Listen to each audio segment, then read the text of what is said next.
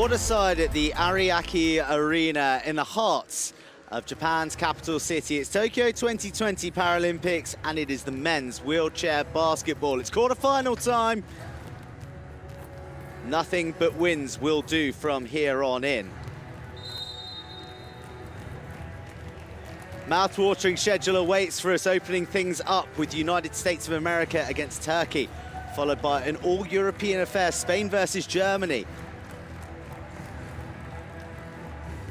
Yeah, we're looking to have a really high-paced game here between Turkey and USA. Turkey, an incredibly emotional team. We've seen them so far. They came in third in Group A, crossing over to number 2. USA, the reigning Paralympic gold medalist from 2016. Both teams with fantastic agility, fantastic speed. Yes, and here's how the quarterfinal brackets are shaping up. We mentioned Spain and Germany to follow this one between the States and Turkey. Japan, Australia in the other side, and GB versus Canada. Let's go ahead and go and meet those teams.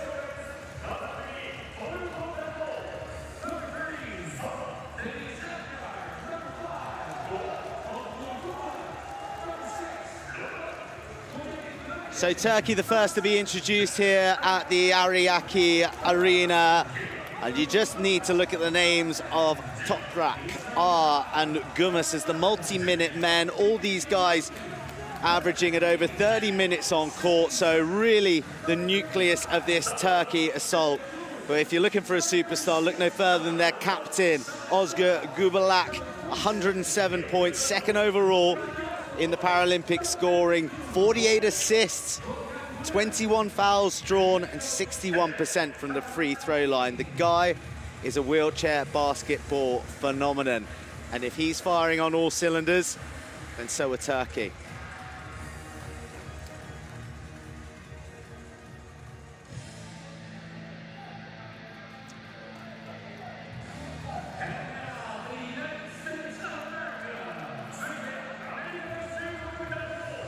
But standing in their way are the reigning gold medal champions, the United States of America.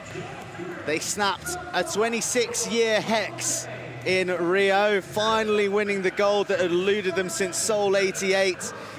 And they've been looking good here in Tokyo. Just the one loss to their ledger against GB by a whisker. And they've got 3 debutantes at the Paris here. Sanchez, Nieswinder, and John Boy. But looking to their experienced players, Jacob Williams is their top point scorer with 14.6 per game, while the providers are Matt Scott and Steve Serio, both chiming in with over 6 assists per game. A potent attack for the United States as we have the anthems. And the United States of America. 両国国歌の演奏です。はじめにトルコ国歌、続いてアメリカ合衆国国歌です。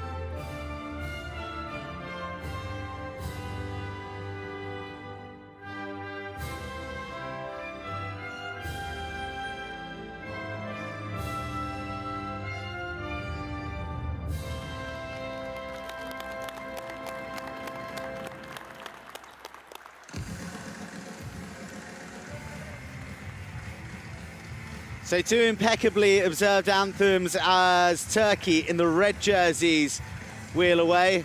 For these commentators, we're crossing our fingers that the United States will remove their red t-shirts and they'll reveal their white strips. Otherwise, it's going to be a tricky game to call in terms of commentary and a tricky game to call in terms of who's going to win this quarterfinal. Yeah, lots of red on the court right now, but I guarantee at the latest, the refs are gonna catch that. An incredible matchup here between these two teams. Honestly, I look at both of them and anybody can take this win home. USA coming in with a lot of experience, a roster that's been together for a long time. Like you said, only 3 new Paralympians. Well, here's the officiating team that are going to be overseeing this fiercely competed quarterfinal.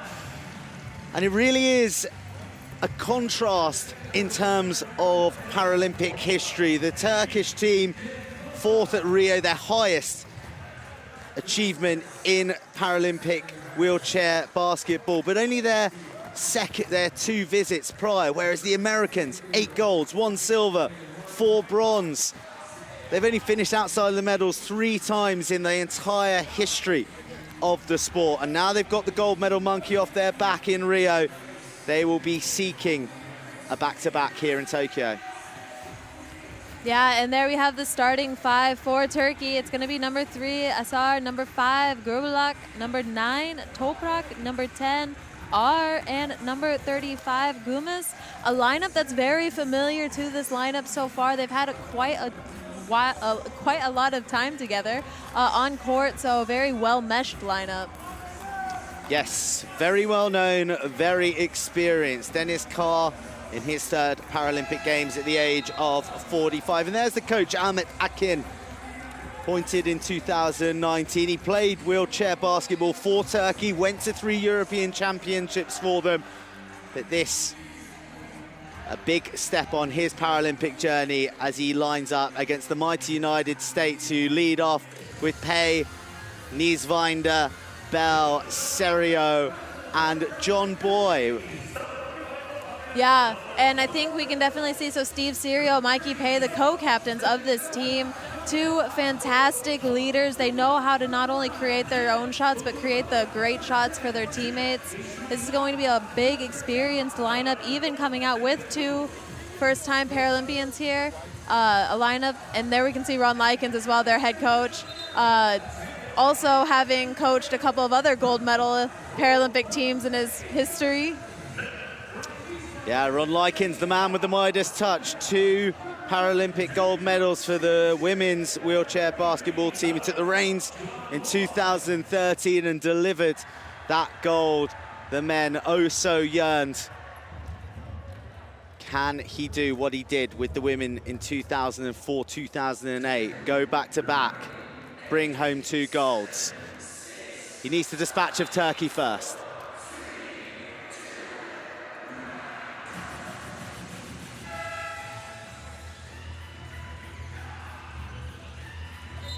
So we go to the tip-off, and Brian Bell and Oscar Gurbalak will compete, and the USA come away with possession and go on the attack through Nieswinder. Nice and early. The USA moving the ball around the scoring zone, but no dice on the shot. They gather the rebound, and Pei surveys the scene. Has a glance, doesn't like it. Goes to Bell. Nieswinder misses, 2nd shot. Not too much pressure, and the Turks will come away and try and strike on the counter, but the USA organise well as Gurbalak gets his hands on the ball early. So influential, the 40-year-old from Istanbul. His buddy Topraks. And the left short corner, tricky shot, misses. And no one fancying a basket thus far. USA with a chance to reply. Steve Serio controlling things. Well, they're just not dropping for either side at the moment. That's the USA's 3rd field goal attempt. And they still sit on a big fat zip as Turkey look to alter the scoreboard. And they do so successfully. Gerbalak seeking out Ishmael R.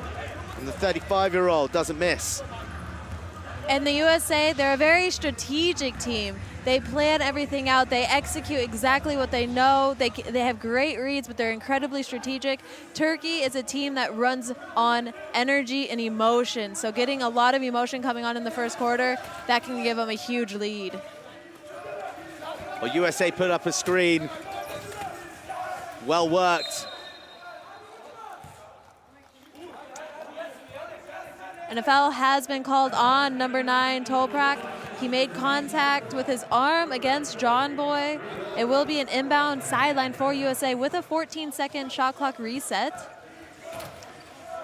So Pei moves it to Serio, who's been lively in the opening exchanges. Serio under the hoop, under pressure, and missing.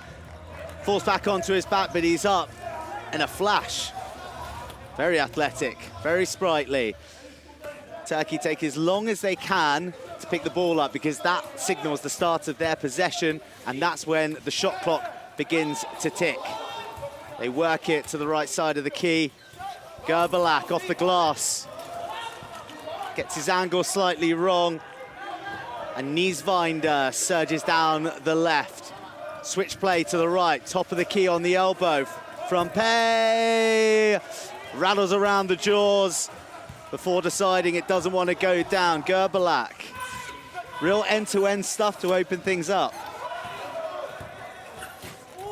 End-to-end, but Turkey in the ascendancy. 4-0 they lead. They're the ones finding the hoops right now, and it's Ferit Gumus.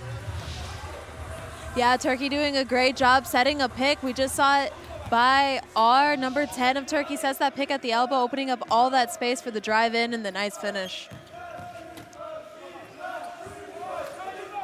So Serio, vastly experienced. How much time did Nieswinder have there? But his radar is slightly off at the moment from the top of the key. It's not the first time we've seen him from that position. Turkey moving the ball around fluidly. And with that, the US defenders, Gerbalak, how big is he?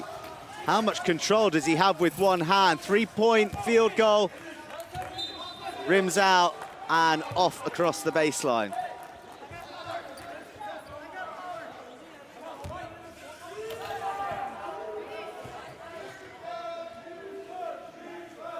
Here's Pei. Gives it to Nieswinder, back to Pei. Good movement from the United States. Nieswinder, they look to go from close range, and Brian Bell gets USA on the board.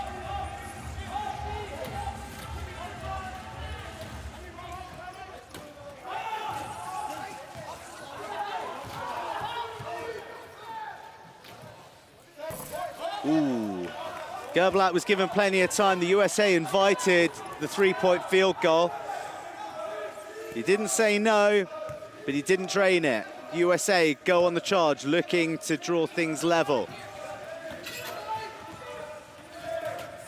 It's John Boy at the top of the key. The USA get the basket, and they'll get the opportunity at the and one as well.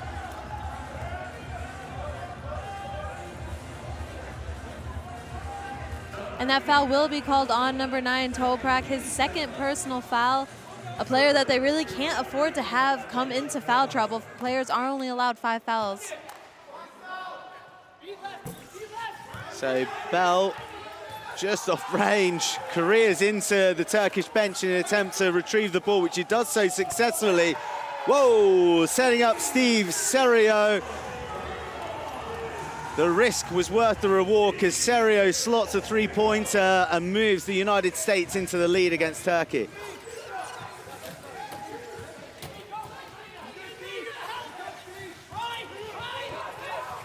Gerbalak pirouetting, moving through traffic, and he gets a hand in the face here. That foul is going to be called on Steve Serio, his first personal foul, team's first foul. So, just clipping the end of Gerbelak's hooter, I think, by the looks of things. So totally unintentional. Gerbelak with the inbounds. And Toprak just jostling, trying to jimmy his way through. It was all a little bit unaesthetically pleasing. That foul is going to be on number 33, John Boy, his first personal foul. So Toprak seeks out his captain, who slots his first points of the match. Get used to seeing that guy wheel away with a smile. Turkey, a lot more accurate on the field goals at the moment. 3 from 7 to the United States, 3 from 9. Good defense from Toprak. And it's a USA inbounds. Very even, very level so far in the opening exchanges as we just crossed the halfway point. Niesvinder has another go, has another miss. He's just missing his darts from that free throw line, but it's clearly a tactic for the United States to put him in room up top. Gerbelak thought about it from range. Toprak's on hands. Nice screen offered by Ekar. Gerbelak's on the right. Gerbelak is scoring. Great ball movement and patience by the Turkish offense.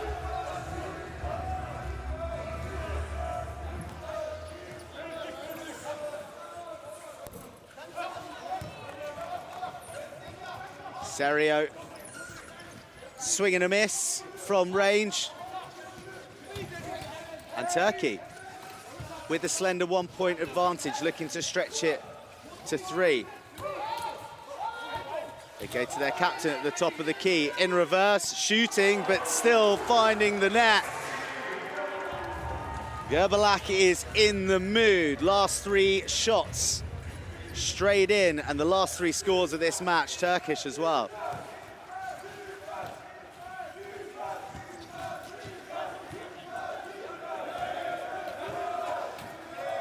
So Serio under pressure, the US under shot clock pressure. Niesvinder goes to the top of the key. No good from Michael Pay. Purple patch for the Turks right here.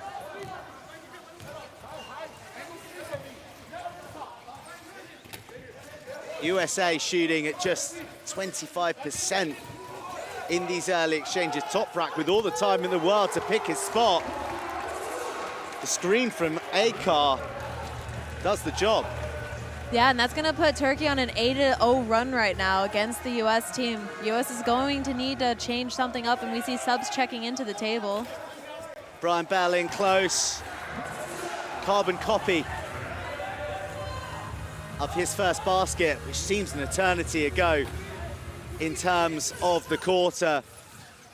But Turkey carving a path for their attackers. Toprak situated at the top of the left key. Ooh.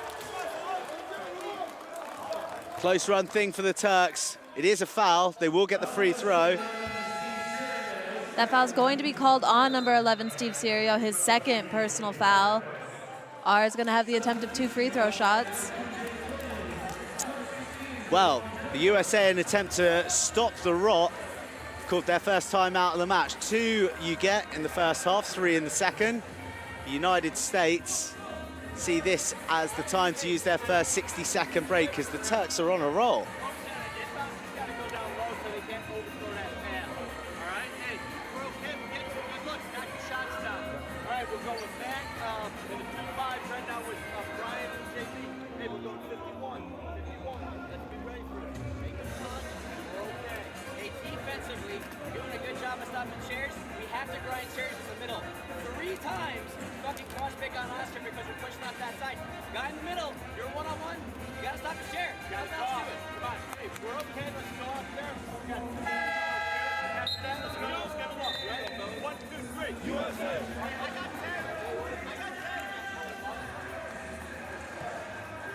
final moments of that timeout call, and it's actually the Turkish team who are squeezing every last drop out of it, despite the USA calling it.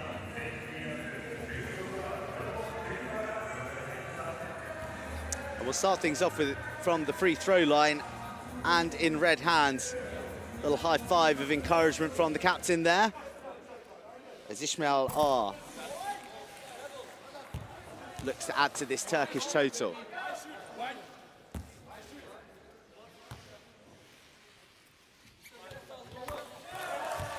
Gets it at the second time of asking. Turkey 13, the United States 9. As we welcome Matt Scott to the court. Vastly experienced, 5th Paralympic Games. Is the old head going to inspire some more accurate point scoring? Well, it doesn't, and it's a foul against the United States. Turkey with possession, the fouls mounting up for the US. Number 4 in this first quarter. And that's going to be the first personal foul for number 2, Jake Williams. And as we see number 16, Jennifer on the court now, number 2, Williams, and Matt Scott, number 9. They're going to put on a full court pressure defense now, try and cause some turnovers. And that is going to be called an unsportsmanlike foul. Unfortunately, Brian Bell, just not having chair position, ends up clipping the back wheels. Definitely a foul that he couldn't avoid. It's an unfortunate call, however, a correct call by the referees. Turkey will end up having free throws as well as possession of the ball afterwards. Well, very, very awkward fall for Salem Sayak. He's only really just come onto the court, so he gets a bit of a welcome from Brian Bell, clipping the back wheel and sending him into a spin on the turntable.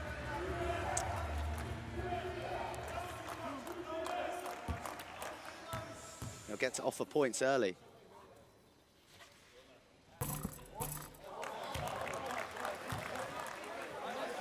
Doesn't really get much closer than that. Hit him every part of the rim, but just not dropping. Here comes number 2. Fails to convert, a let-off for the United States, but Turkey will still have the possession.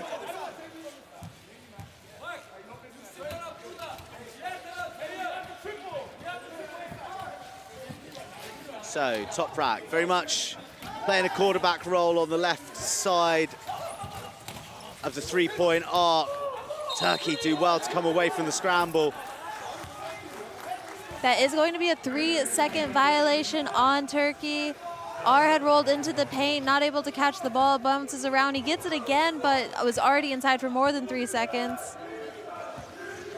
So, first sign of Matt Scott, one of the key creators in the United States team. Goes over back to Jacob Williams. USA looking for a change in momentum through their top scorer, doesn't get it. Trayvon Jennifer, that time, sent into a bit of a spin illegally. This time just a normal foul on number 15, Sayak. It's going to be his first personal foul, team's 3rd foul.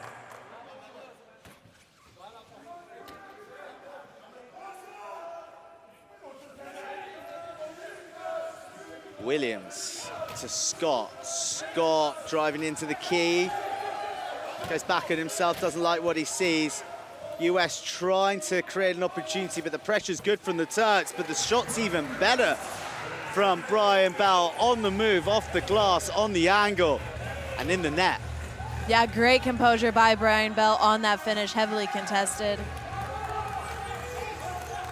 So Ugur Toprak, still the man to manipulate this US defense. He's looking for a Turkish compatriot to wrap around the back, but the US defense is busy. Toprak, whoa! They asked the question and he had the answer. Drains a three-pointer. Big shot from Toprak.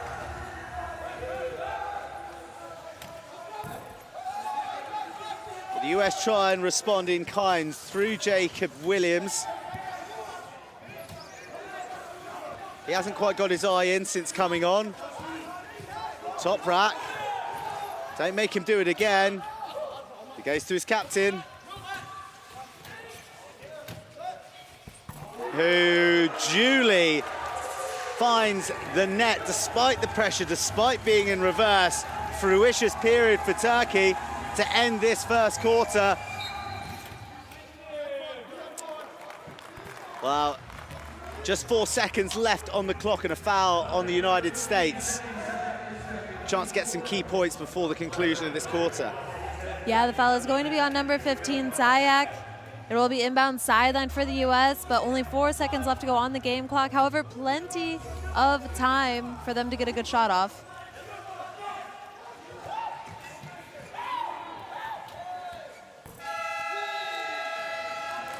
No dice at the death of the first quarter of the men's wheelchair basketball quarterfinal at the Ariake. It's the United States trailing Turkey 11 points to 18. Yeah, Turkey currently shooting 67% as a team, and U.S. shooting 28. They're going to have to bounce that up here in the second quarter.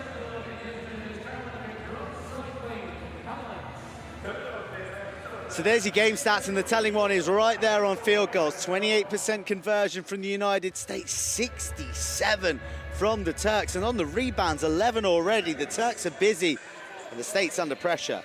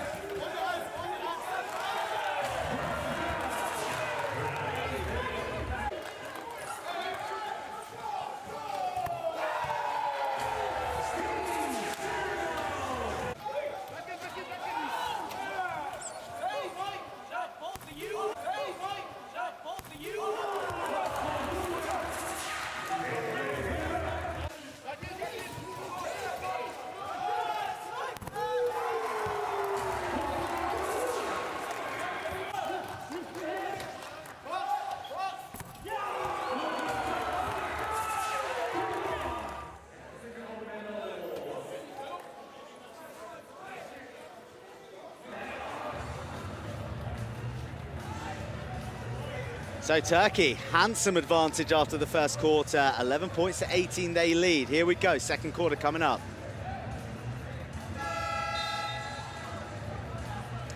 So Turkey will get us underway in the second quarter of this quarterfinal of the men's wheelchair basketball. And Turkey, with the momentum, in the mood and in the hands of their captain on the right short corner of the key. They go to the top, they go under the basket, they go into the basket. Everything Turkey touches turns to points right now.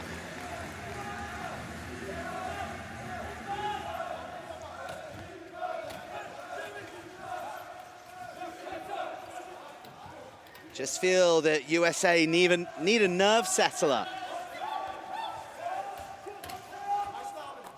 And there's Brian Bell again, currently the top shooter or scorer for the U.S. He has 10 points, shooting 5 of 5, 100% so far this game.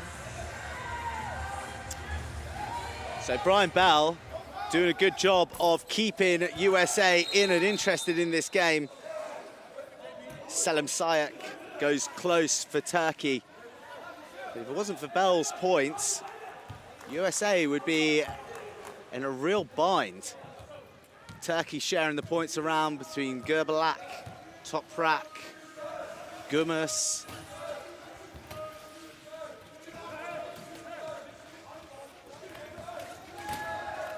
US go back to Bell, their main man. But as Matt Scott is spun in the chair, he tries to squeeze a shot away. And that shot, or that foul, is going to be called on number 9, Toprak, his third personal foul. That's 3 fouls pretty early on in this game. And right now, he is a critical player for this Turkish team. Yeah, Toprak needs to watch himself.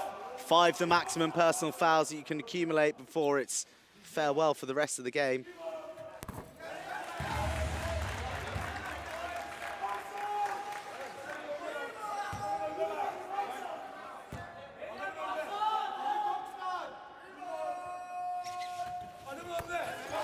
Well, Matt Scott clean as a whistle, 2 from 2. He gets his first points to the quarterfinal, much needed points to the USA, who are back defending immediately. A lot of jostling going on out of shot, which is why there's hardly anyone in picture. The cavalry come in, and Toprak is enjoying the screen from R, dishes it to Gummus, and he gets another basket. Yeah, currently 3 of 3 for this game. He's having a great game so far too.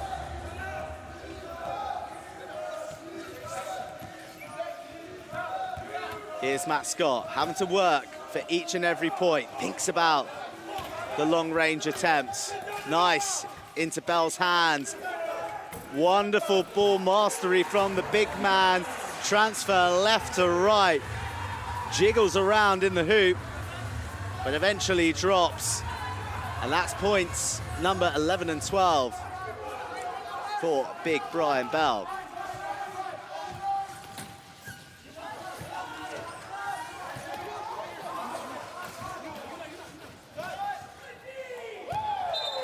Airball from Gerbalak with the shot clock evaporating. I mean, I guess why not? I can't remember the last time a Turkish player missed.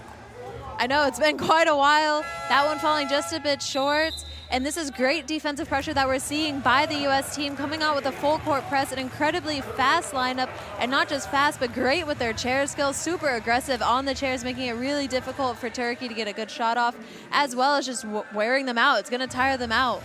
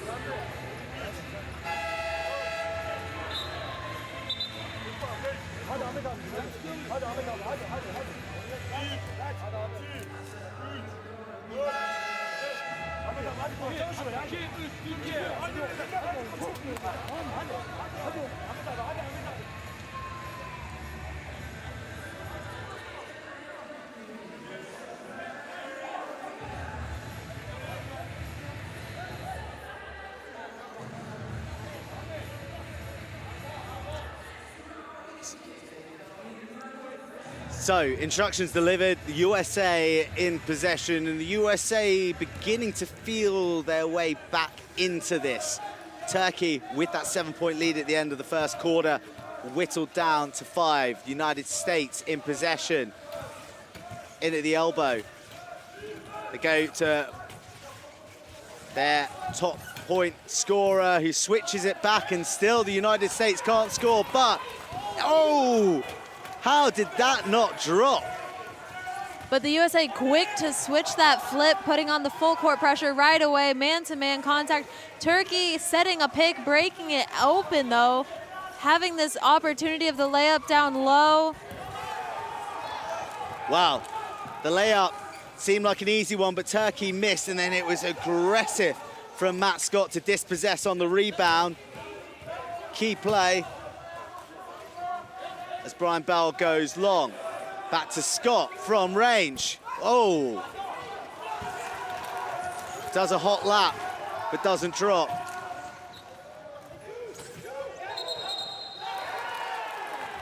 Deniz Akar just seeking out Amek Efaturk.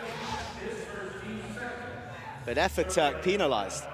Yeah, so Efaturk not quite able to control his chair contact. Turkey was under time pressure. They need to get the ball over half within 8 seconds. They did so, but he wasn't able to control his chair. Ended up coming up just a little too much speed into Brian Bell, getting that offensive turnover. USA enjoying a good period of possession. It's all come through Scott, who bullets a ball. Yeah, Gerbalak able to get a hand on that and pop that out. But Trayvon Jennifer unable to gather it. Tricky one at pace. Turkey will want a score settler. They give it to their captain.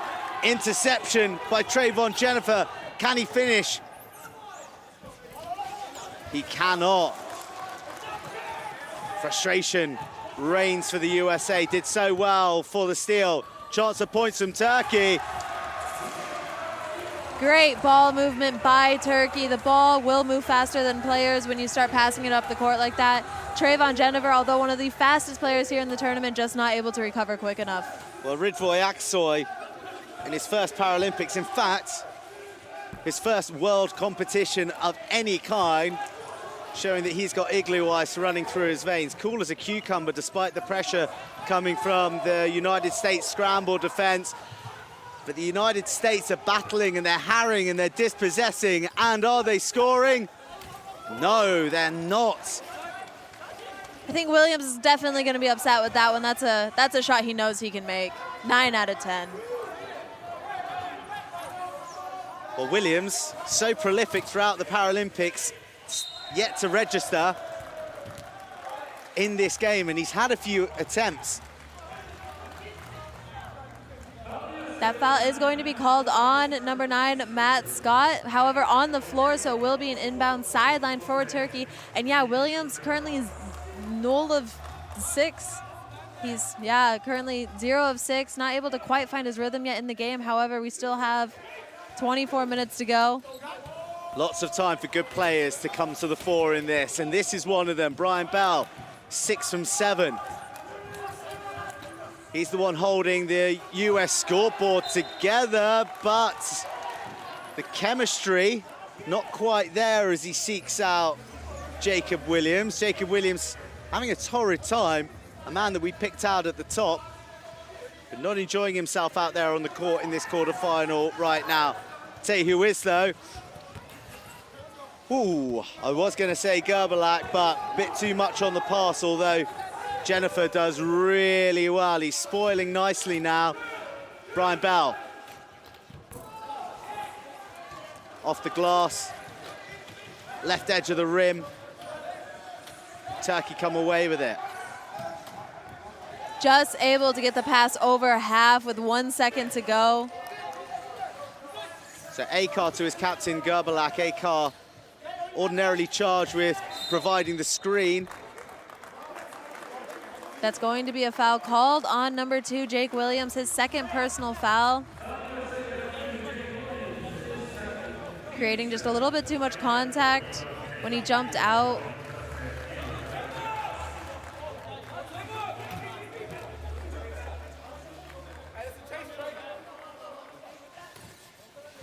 So Turkey leading by 7. Efe Turk yet to make his presence felt in the game. Maybe this is the time. Just sliding back, can't find the power to drop it in the net. And Jake Williams, he's going to be so desperate to score. The man who gave away that foul just now circles back. Left short corner, drops the shot in. He's on the board. And he's a player that can get hot super fast, and when he does, he will not miss. Turkey needs to make sure that they don't take that pressure off of him just too soon. Akar throws a loose one. And you've got to applaud the word of Trayvon Jennifer since he's come on. He's really been a spoiling present, and he feeds his man, Brian Bell. The United States can't really afford to not be on the court at the moment because at 78%, he is in the mood.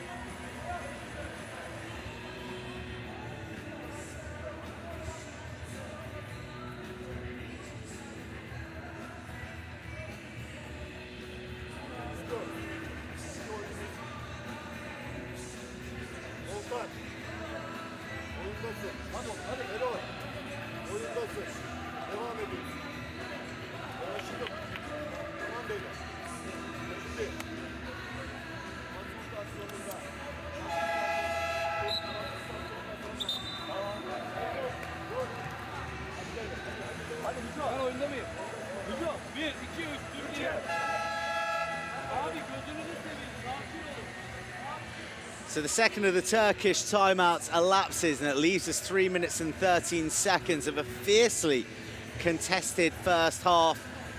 Turkey leading 24 points to 21, but their lead has been eroded. They did lead 18-11 at the end of the first quarter. But the work of the man in the number 16 jersey, Trayvon Jennifer, since coming on, has really put the cat amongst the pigeons of what was previously a settled Turkish team. Foul against the captain. Actually, it was a over and back call. So when you enter the front court with your chair and the ball, you are not allowed to have the ball re-enter the backcourt. Gerblak was in the front court, ends up getting pushed back into the backcourt with the ball, creating that turnover.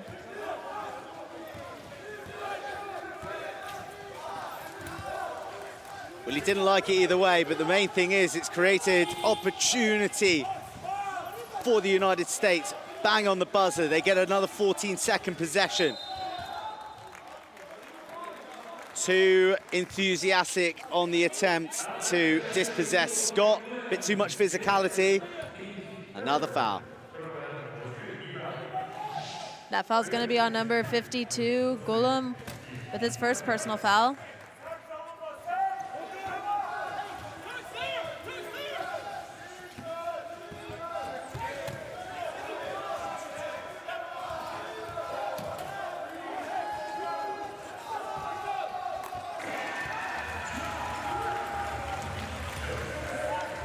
Josh Turek makes his presence known as he's brought on. Big JT,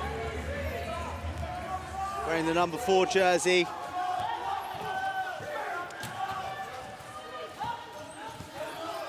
And Gerblak. He's a real scrapper as well as a touch of class, the captain. Quite lucky to come away with possession there. Wasn't the pass he was looking for, but off a American fingertip. Turkey have Gundogan on now, in possession. Big man controlling it with one hand. Oh! Goes the scenic route off the top of the glass and tries to bounce it down. I say tries to bounce it down, I'm sure that wasn't the intention, but to no avail. Turkey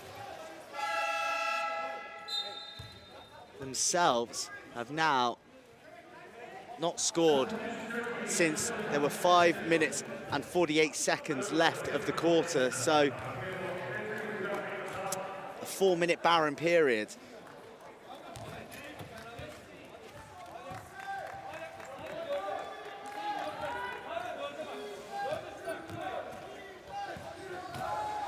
Here comes Steve Serio. Matt Scott at the top. Back to Serio. Serio seeks out Turek. Scott thought about it for a moment. It's going to be Serio. And it's going to be nothing but net as well, and USA into the lead. This full court pressure that we're seeing by the USA, not only really giving them more momentum by getting those steals that we've seen by Jennifer, however, also really starting to tire out and get into the heads of Turkey. It's part of a mental game to break a press, and they're not able to capitalize on that layup down low. Well, the USA into the lead for the first time since very, very early in the first quarter, back when we were in single digits for both sides. Turkey, for all their stylish play, need to score if they're going to go into the halftime break in the lead. They do so. Cool head there from Ferit Gummas, despite the attention of 4 waving limbs in his way. Matt Scott, he's been good since he came on. What can he muster up? Serio, we got the go-ahead score. Scott, back to Turek, in reverse. Good rebound from the Turks. There are a lot of American bodies in there. They go over the top. They're fluid, the Turks. Will their captain try and do it all by himself?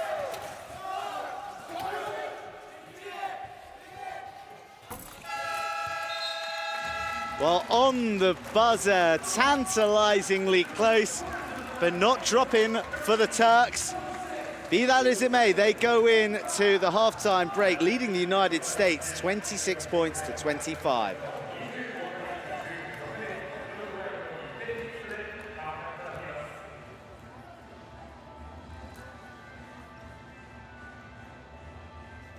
Yeah, USA right now being led by number 8, Brian Bell, with 14 points, shooting 7 of 9 from the field, 78%. As a team, shooting 32%, 11 of 34. And on the Turkish side, currently being led by number 5, Gerbilak, with 8 points, as well as number 35, Gumas, shooting 50% as a team, so dropping just a bit down. And as we saw, Trayvon Jennifer with 3 steals back to back to back. Fantastic hustle by Jennifer in that full court press.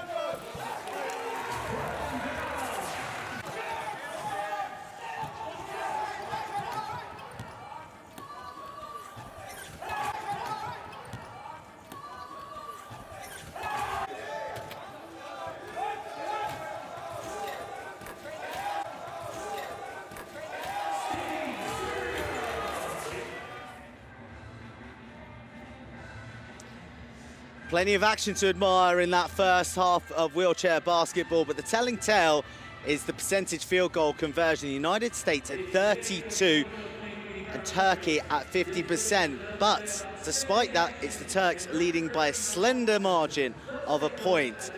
USA 25, Turkey 26. Second half to come of this men's wheelchair basketball quarterfinal.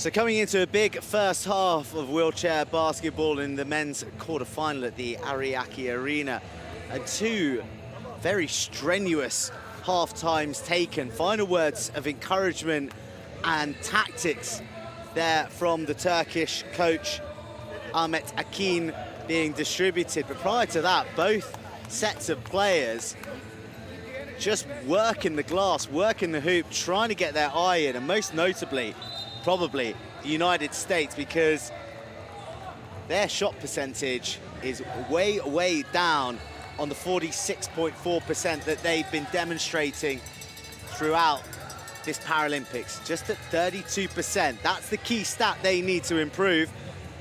And for Turkey, they need to come out firing at the beginning of this half, just as they did the first.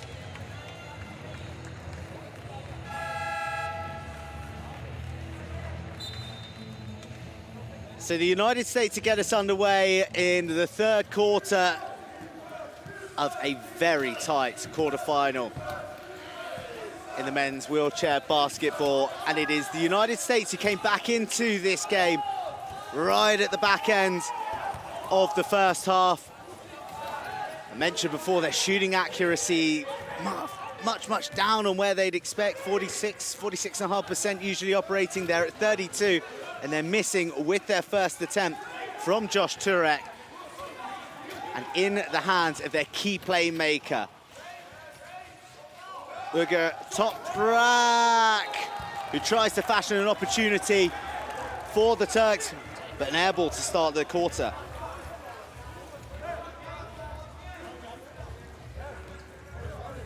So here we go, there's a little glimpse of how the United States line up for the start of this second half. We've got Scott Waring 9, Turek in 4.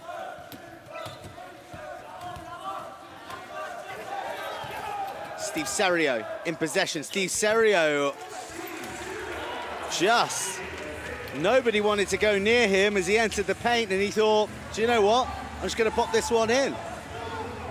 United States take the lead, 27-26, 2-pointer from their captain. And Turkey continue with the pattern that we saw in the first quarter. Toprak in possession, top left corner of the scoring zone, but missing. Yeah, we're seeing the USA defense really pick it up right now, having a full court press immediately. Turkey not only having a little bit of difficulty getting the ball over half within 8 seconds, usually just within a second, but keeping them totally far outside of the three-point line. And that foul is going to be on number 10, Ismail R. His first personal foul, first team foul for this quarter. So first personal foul, plenty to play with. Matt Scott has been so good since coming on for the United States, really changed the complexion of this match alongside the man who's harrying the Turkish captain there, wearing 16. Trayvon Jennifer, Scott harassing Toprak. Shot clock working against him, down to 8. Gerbalak weaves back inside, but the United States going to come away with the possession on that. Yeah, that's going to be a technical foul warning on number 15 of Turkey, Sayak. He went out of bounds to gain advantage on the court. You're not allowed to do that. If you end up going out of bounds, you must re-enter exactly where you came in. Next one will be a technical foul if he does it again. So, Steve Serio, the captain, very much a creator, a shot taker. Scott in his familiar position at the top of the key, directing traffic. Turek, no good. Turek scored with his first shot on coming on, hasn't had it quite so good since then. Serio, oh, magnificent wheel control. Spins on a dime, finds Scott. He's on the left short corner, flips it back to the captain. Feint, drive, traffic. It's just the Scott and Serio show at the moment. Scott in an awkward position. How about that from Gerbalak? Just pops his right arm like a periscope from a submarine. plucks the ball from the sky and gets the Turkish attack pumping. Big physical rejection from Trayvon Jennifer. Really good tussle between Jennifer and the Turkish captain at the moment. Jennifer, I think, in this, not only in this game, but just in the wheelchair basketball game in general, one of the best defenders you could possibly find. Incredibly agile, incredibly great chair control, and super sneaky hands. He has long arms, and he can pop balls out of people's hands super quick and without them even realizing what's happening. Super sneaky Trayvon Jennifer. Watch out, Turkey. Gerbalak. He's been around the block. Close on the long field goal attempt from Toprak. Came out of the game for much of the second quarter, so Turkey will be relieved to see him on. Yeah, he does have 3 personal fouls, though, so he's going to have to watch his chair control. Turek, Scott. Scott declines the opportunity to shoot. Serio. Picture perfect basket. Held the pose. He must know where the photographer is here, somewhere in the Ariake Arena.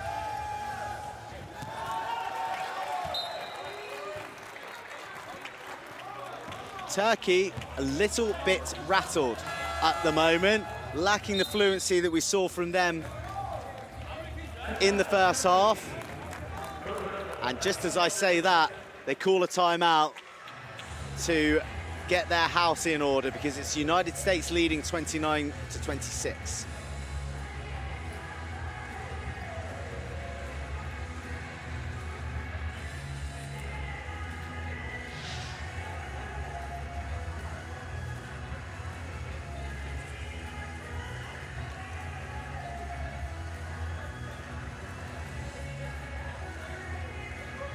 So good.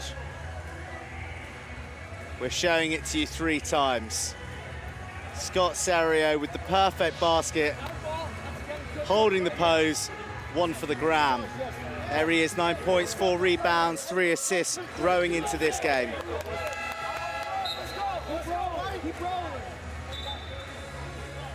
Steve Serio, an incredible leader for this team, and finding his composure and his flow here now in the second half.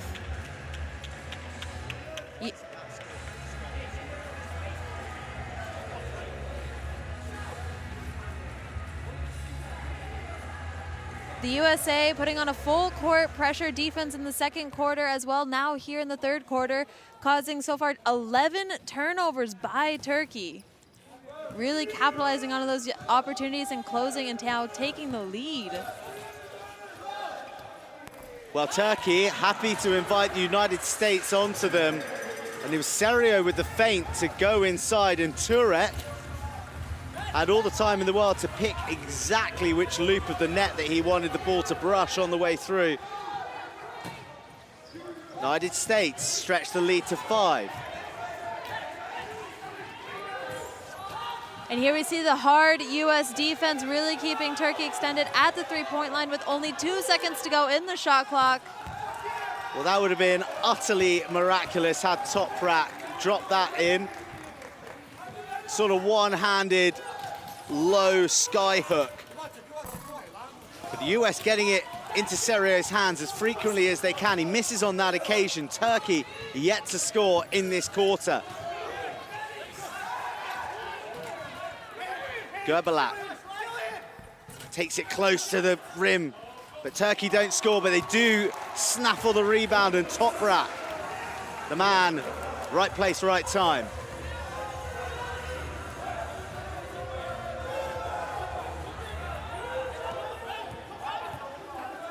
So Serio continues to be given the freedom of the court, linking up with Scott, Turek, Serio, left, right.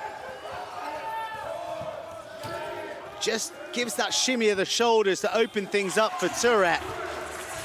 And Turek now got a hot hand on him.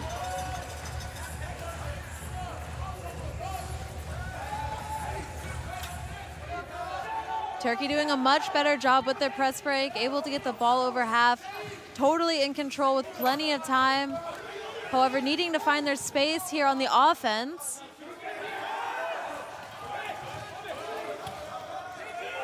Gerbalak corsets in. Hasn't scored for a while, but he's back in the points. Takes his tally up to 10. He's the top scorer for Turkey. They've really shared the points around in this match. That's the kind of variety that they're offering in attack, whereas the United States, Brian Bell was the boy, but it's been Serio and Turek thus far in the second half. Turek with a little pop over the top. States can't convert. Toprak, this could be big. Huge rejection from Matt Scott, herring back at pace. Wow, that's a big play. Great hustle by Matt Scott, able to fully recover in. Toprak trying to get the layup off just before, however, Scott able to get a hand on it. Well, it looked like he'd given up for a moment, Matt Scott. He leant back in his chair and sort of applauded, and then realised that he could get there and disrupt Toprak, who was bearing down on the ring. But a foul from the US is going to undo all that good work, and we're going to go to the free throw line.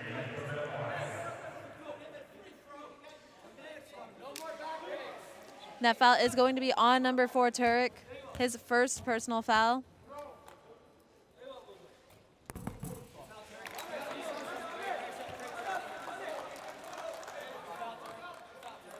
Turk in his first paras. Will not have known pressure like this before from the free throw line. Comes away with nothing. Serio, he'll look for Turek, the 4-time Paralympian. Invoking the spirit of his hero, Larry Bird of the Celtics. He's going to fire away the shot, and he's going to miss. So Turek, a foul and a miss in the last 30 seconds. Toprak slams the anchors down close to the halfway line, but he's okay. Beautifully worked by the Turks. Oh, it deserved the finish, but it wasn't quite there. Volkan Gulem with the miss. Matt Scott, Turek, just working this triangle now, the United States. And that's going to be a pushing foul called on number 7, Turk. His second personal foul. So a rough 60 seconds for Turk, the 2 misses from the free throw line, and now giving away a foul. It's just an inbound for the States. And wouldn't you know it, Matt Scott's passing to Scott Serio. So Scott, Steve Serio. And finally, Matt Scott takes a shot. Felt that he's been in positions before, but hasn't pulled the trigger. He's been the provider, been the creator, but it shows he's got range on the net. Helps himself to his second basket of the match. Gerbalak, not enough juice on it. Matt Scott will counter. Just exploring the right flank before circling back into the top of the key. Turek overbalances, and the Turks get that possession. Yeah, Turek not quite able to maintain control of the ball in his chair. An offensive foul will be called on Turek. That's going to be his second personal foul. And now we're going to see subs coming in for the U.S. for the first time. Nate Hines, as well as Matt Lesbrance, number 15 and number 6. Williams coming back onto the court, looking to bring a little bit more height here to the USA team right now. So more height ordered, more height delivered. Jake Williams didn't have much his way in the first half. It's been one of the US's strongest performers across the Paralympics, but not in front of this Turkish team. who set up an unchallenged shot from Volkan Gulem, his second miss in the last 90 seconds. Turkey forcing the shot under pressure. Well, that is fabulous play from Steve Serio. Looks to unleash Jennifer, who dishes it to Nate Hines. No basket awarded, too late on the shot after the foul was called. Yeah, that foul is going to be called on the floor on number 52, Gulem. It's going to be his second personal foul, and it will be an inbound for the U.S. with a new 14 seconds on the shot clock.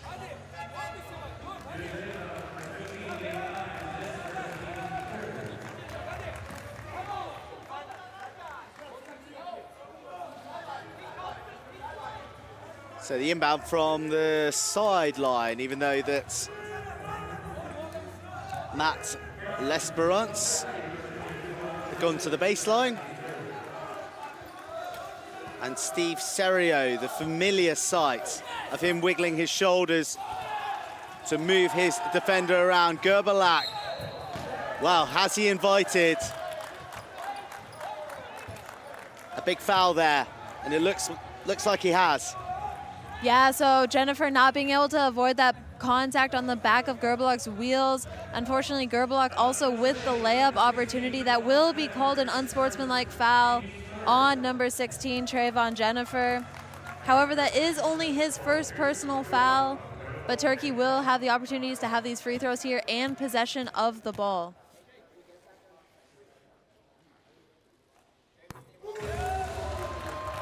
The captain delivers under immense tension. You could cut it right here in the Ariake.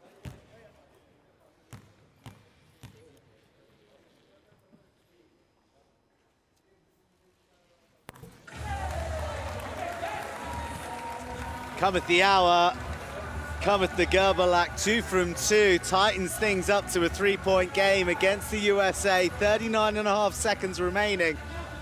And Gulem with the inbound, seeking out Urgar Toprak, back to the captain. Is he gonna have another go? No, finds his running partner, big shot. Ooh. Goes for a lap around the hoop, but doesn't drop. Trayvon Jennifer, can he make amends? Well, he can with the assist, but nothing dropping for Jake Williams in this match. You must be wondering if the ring's cursed as far as he's concerned. What an effort by Efetuk. I don't know how that didn't go in. It looked like it wanted to fall in and just sneaks its way back out. Sometimes I just don't understand the physics of how a ball can go that deep into a ring and still come out. Oh, and it's going to be a scramble for the ball. Toprak there to contest the inbound, and that's going to send us into the fourth quarter. So, fourth quarter, and it's the first time the USA lead at one of the breaks, 35-32.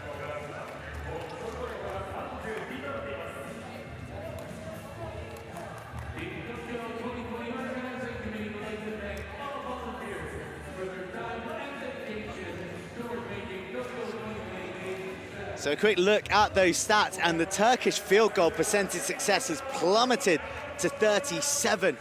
But look at their defensive rebounds, 27s, but they've given up 11 turnovers, which has created opportunity for the United States to wrest control of this match back.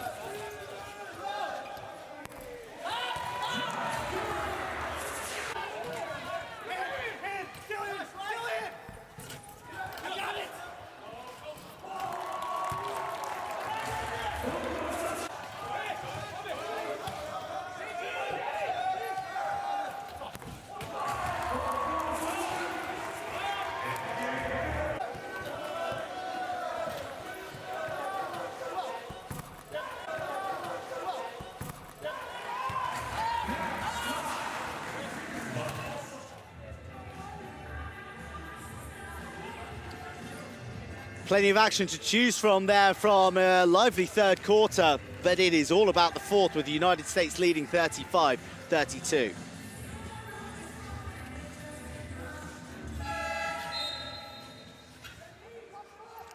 Turkey put us back into play and into the hands of Toprak immediately, the quarterback for this Turkish team. And going long to the main man, the captain, Gerbalak, wiggles his way into the key before dishing up to Toprak. Missing on the long field goal, 3 points to the deficit, and the United States on the counter. White jerseys flooding forward. White jerseys scoring right from deep in the paint. Brian Bell's back on, and Brian Bell's picked up where he's left off. And here we see that full court pressure once again by the USA, extending their man-on-man defense the entire length of the court.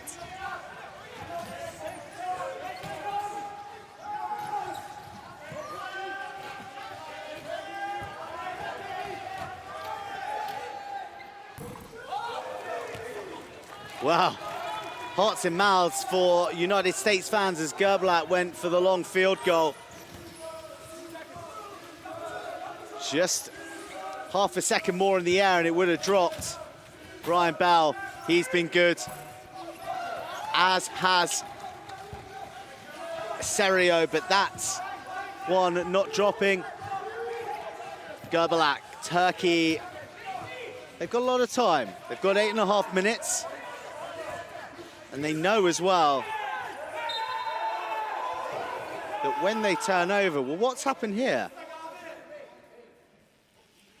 The ball appears to be very wet. Or punctured?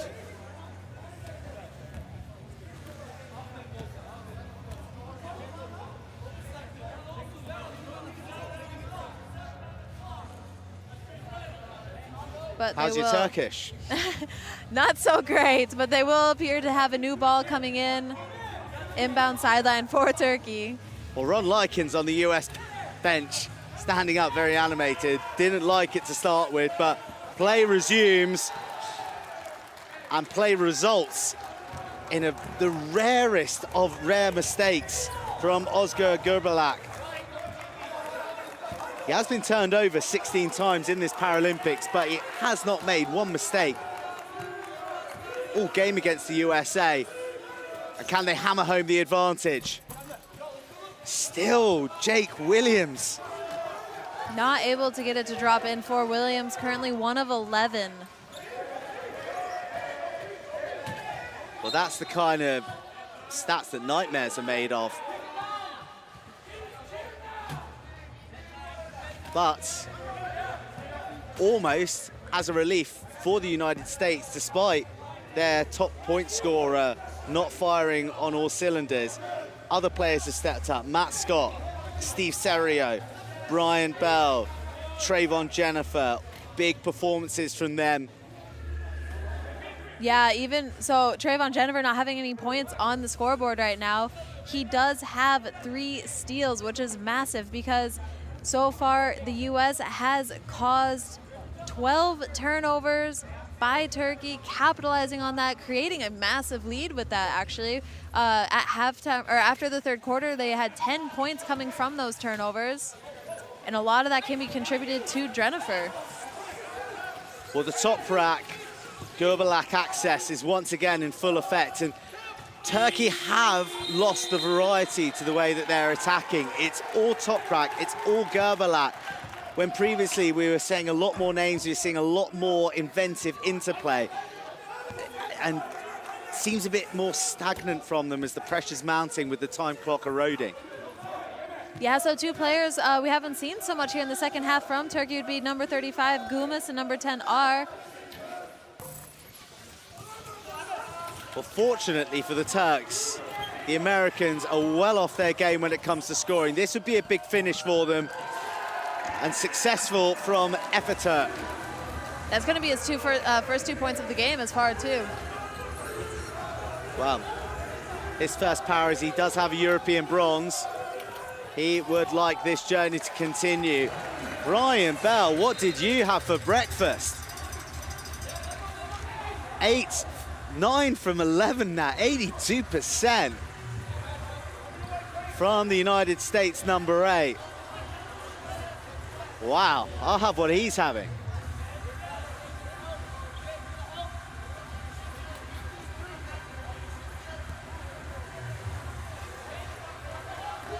So, Turkey feeling the pressure. Spoil again by Jennifer. Yeah, there are those quick hands I was talking about. So Jennifer not only great with his chair control, but very quick with his hands, pops the ball out of bounds. Toprak driving. And Toprak, by the looks of things, being fouled.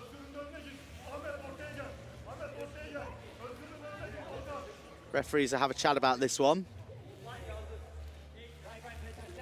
So it's a pushing foul by Brian Bell. So he is human, although he's been pretty superhuman in the key today for the United States. Thankfully for them, they lead by 5. And Turkey go on the attack again through Toprak. Efaturk tries to create havoc within the scoring zone. What a shot. Wow, we had the best seats in the house of that and just watched it kiss the glass on its way through the net by the captain Gerbalak. We've got a Turkish player down, numerical mismatch. Can Williams break his duck? No, he can't. Gerbalak looking left, looking right. All he sees is white jerseys. But a pin-perfect ball. What a pass. Wow, perfectly dropped into Efaturk over Brian Bell from long. Efaturk able to get the shot off and draw the foul. Well, Efaturk draws the foul, flips backwards onto his back and gets a bit of a hand up. Looked like an uncomfortable one. You can imagine in the process of shooting, probably banging the back of his head there. He's all right, he doesn't mind. They've got 2 free throws and he'll need to collect his thoughts. And that foul is going to be on number 11, Steve Serio, his 3rd personal foul.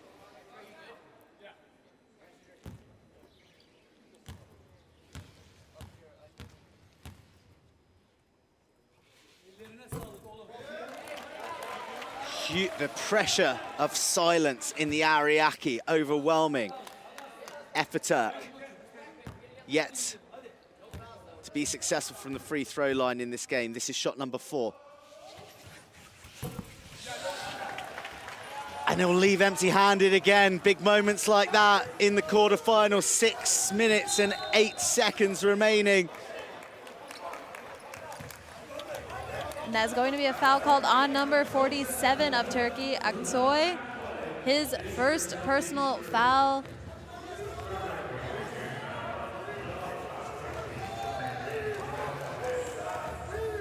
So United States' score here could be key.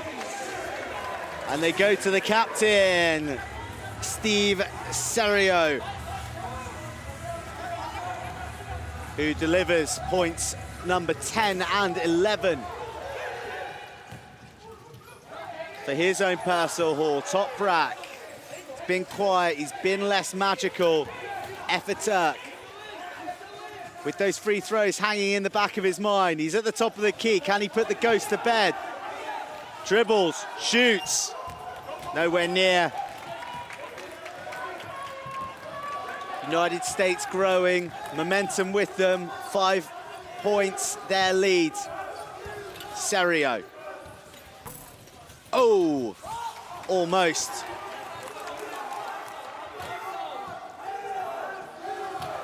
Great tip by Brian Bell, not getting the rebound, but tipping it back out for another attempt.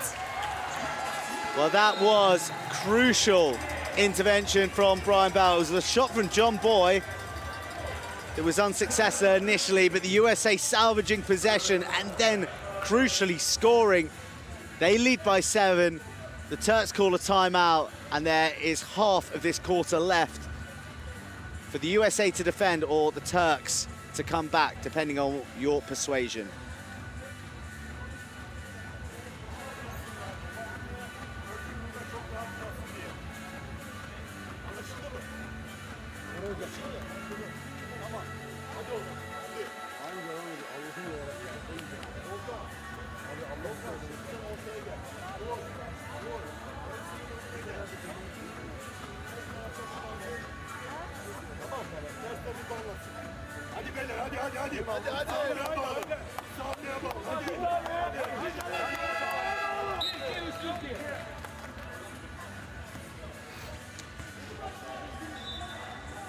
Unity on display from the Turkish team and trying to ram the energy into them as well, Ahmet Akin, as well as feeding them tactics.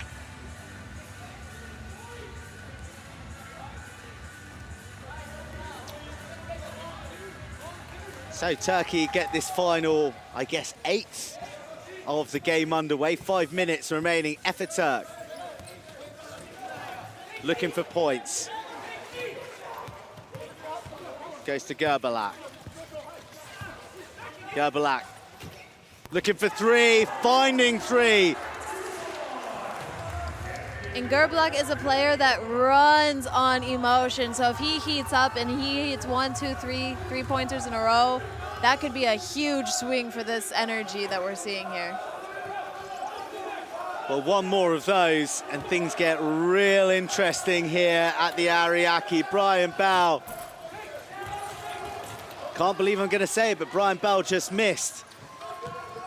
Yeah, that hasn't happened so much this game so far. So Efe now trying to come creator.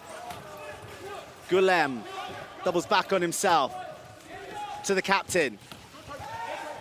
Distributes to Efe. Shot clock running down. Efe got a case of the Jake Williamses at the moment. Can't get one to drop. Almost lost by Serio with Aksoy arriving on the scene. Well, Jeff Williams must have hit every single part of the rim this evening, inside, outside, round the back, upside down. He's probably forgotten what the sound of the net sounds like. Efe, can he respond? Yes, he can. So, Turkey with the last 5 points. They've come out firing after the timeout. USA 43, Turkey 41, 3 minutes remaining. Great ball movement and movement in general that we're seeing by the Turkish offense. Now we've missed that a little bit in the last quarter. Serio, can the captain have a say? Brian Bell, no look pass back to the captain, who is fouled by Efe. That's going to be Efeturk's 3rd personal foul, 2nd team foul.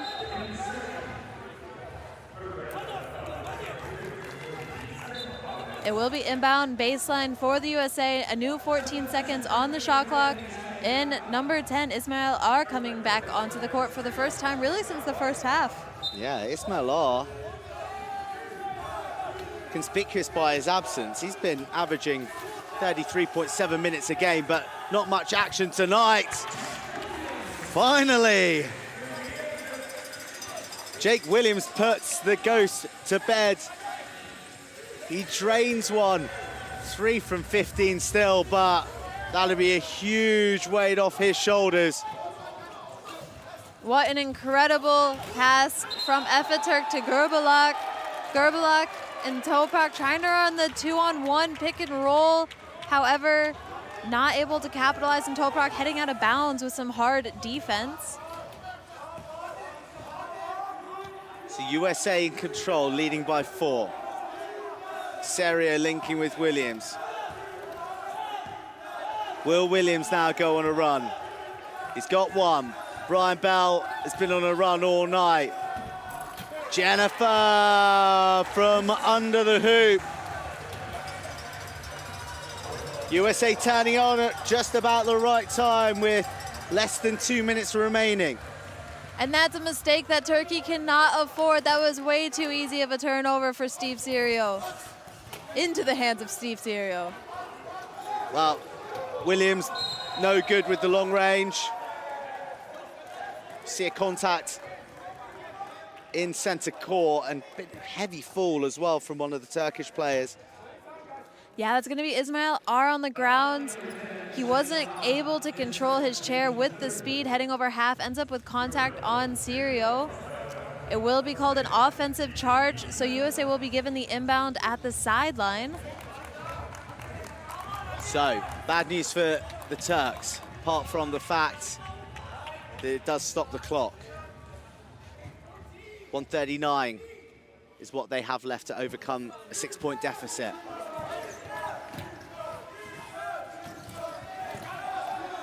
Serio to Williams. Short left corner, intercepted. Excellent work by Efaturk. He's been really prevalent in the loose, making himself a nuisance and showing off his ball mastery as he finds Toprak. To Gerbalak.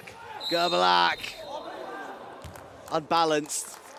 But draws the foul. He will be sent to the free throw line for 3 free throw attempts. Well, that's a bit of experience right there, isn't it? That's a bit of ring craft from the old captain who made his debut in 2001, 20 years in the jersey.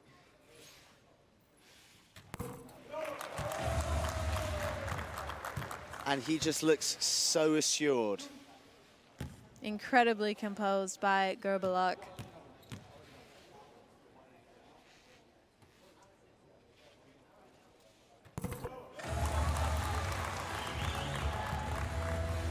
Could watch that all day from the Turkish captain. 4 from 4 from the free throw line, shooting at 54%.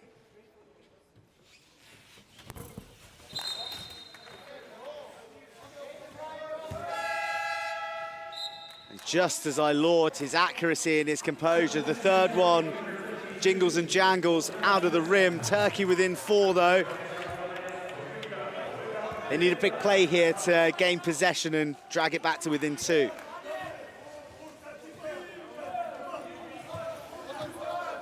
Serio takes some of the steam out of the game, but the shot clock won't let him. Williams spins back on himself. Serio with 10 on the shot clock. Inside, outside. Shakes Aksoy about. There's going to be a foul called on the floor. That's going to be on number 47, Aksoy. His second personal foul, team's 4th. If I were Turkey right now, I'd be trying to force the ball into the hands of the weaker free throw shooters, using their fouls tactically to send them to the free throw line, trying to have quicker offensive possessions. Well, William meets the big frame of Gerbalak. That would have been a miraculous shot with the pressure from the Turkish defense, who now go on the counter. They transition across the halfway line. But Williams does it nefariously. It's another foul. That is going to be his 3rd personal foul on Williams.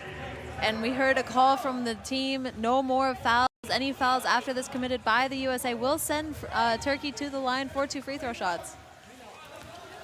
So, Toprak. Turkey need a score. They go to their go-to man. Ho-ho! Who under immense pressure from Brian Bell. Gerbalak comes up with the goods. Wow, what a finish. Some conversation with the referees here, though. They're going to go have a review to see if the game clock ran a little bit farther down than it should have. This also allows both teams to have a really great opportunity to talk to each other, set something up without having to call a timeout. So both teams, as we see the USA down here, gathering together, talking about their plan now. Turkey now doing the same. This is really a free opportunity for both teams to have a time to draw up what they want to do in the last 21 seconds. Well, who was going to be happier with the steam being taken out of the game? Maybe the USA, because the last 4 points have come from Turkey to claw their way back into this position where they're 2 points down with 21.2 seconds on the clock as the referees have had their review.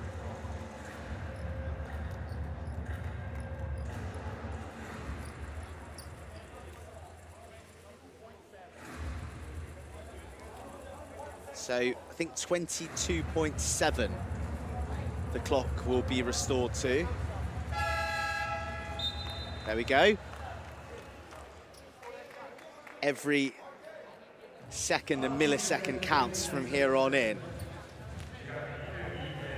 Great job by the referees to question that and go and check it with their opportunity to be able to use that replay system that they have here in this tournament. It's a grandstand finish at the Ariake Arena. United States just need to hold on to possession. And here we can see a tactical foul trying to send USA to the free throw line in hopes that they won't capitalize on the opportunity, that they won't be able to execute these 2 free throws. However, then Turkey will need to come away with the rebound in order to have the quicker offensive possession. Turk currently shooting 3 of 7, 43%, but seeing his first free throws of the game here.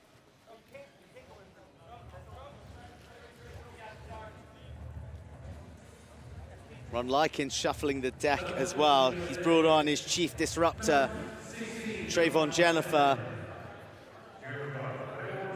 One of his fastest, most defensively minded players, with the counter probably in the back of the United States mind. Turek. Oh! How good does this boy handle pressure? First free throw of the game. It's right in the back of the hoop.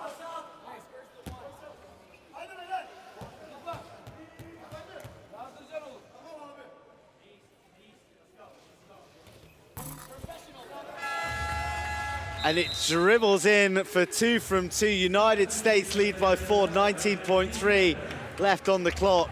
The Turks call a timeout.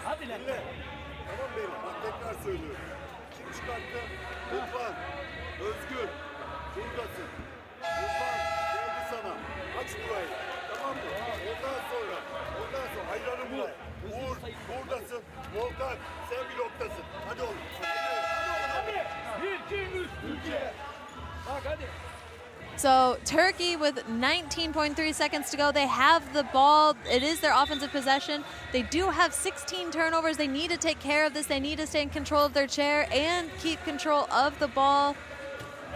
They're probably going to come in, look for a quick 2. They do have a little bit of time, but then they're going to need to be incredibly quick to try and foul, hopefully forcing one of the weaker free throw shooters of the USA team to the free throw line. However, the USA team currently with some of their best shooters on the court right now. It's all coming down to this end game situation. Top rack into the hands of the captain. He's the man who always does it. Can he do it this time?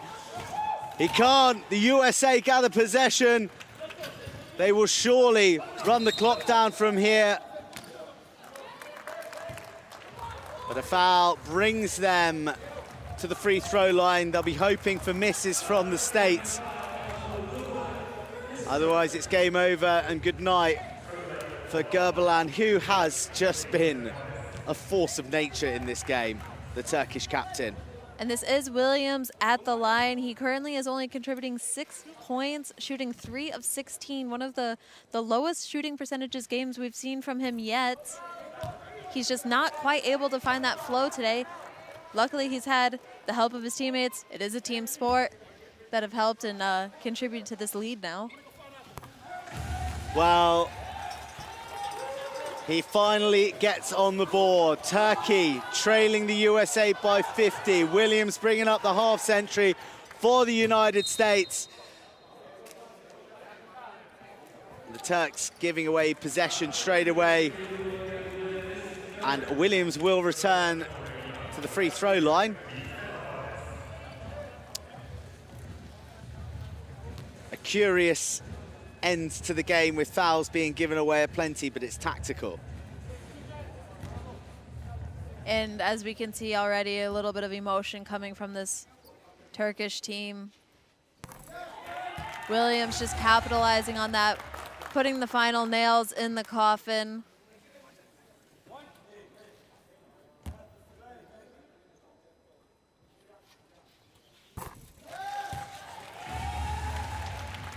Well, that is going to be game, set, and match for the USA against Turkey in this quarterfinal. They go for the throw and hope, but even if it had landed, it would have been consolation. The United States have prevailed, and I use the word prevailed, against a spirited Turkish outfit. They win 52-45, they progress to the semi-finals, and Turkey say goodbye to their Tokyo 2020 medal hopes.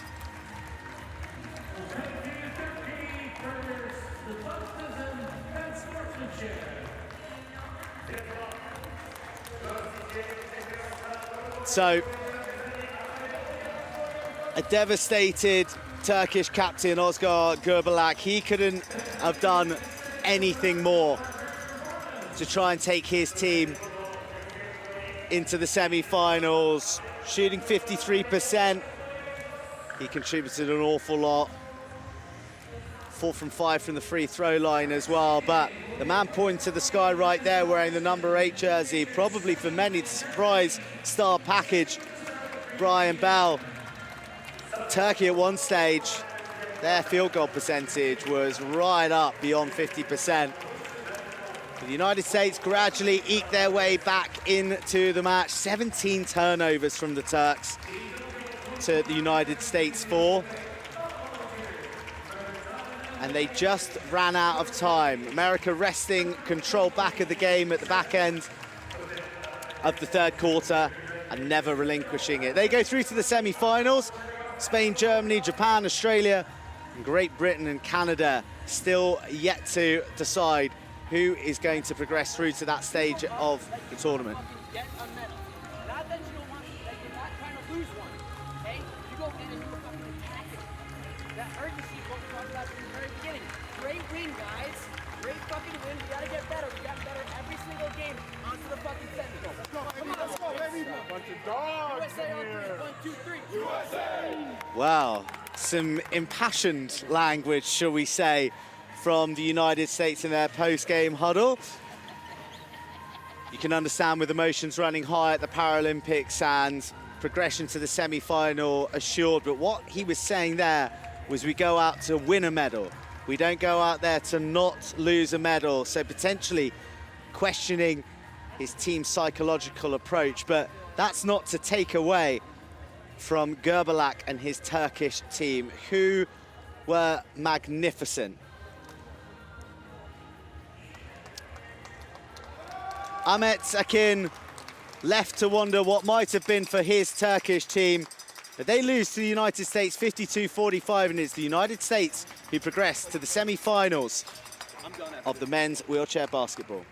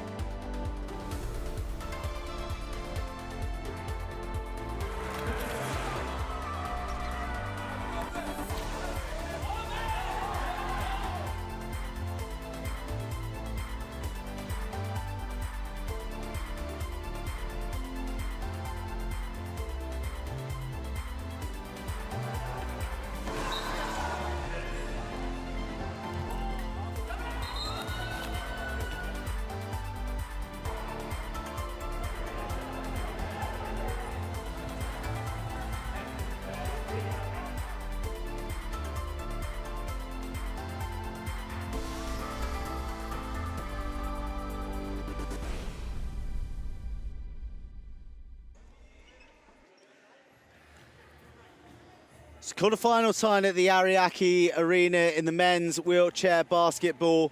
Turkey threw the gauntlet down to the reigning gold medalist, the United States. And for more than half of the contest, it looked like we may have an upset. But the United States came bouncing back, and eventually they prevailed 52 points to 45 over the talented and spirited Turkish team. The best they can hope for is 5th place now. So unable to better their 4th place finish from Rio, but it is the United States who march on, and their hopes of back-to-back golds remain.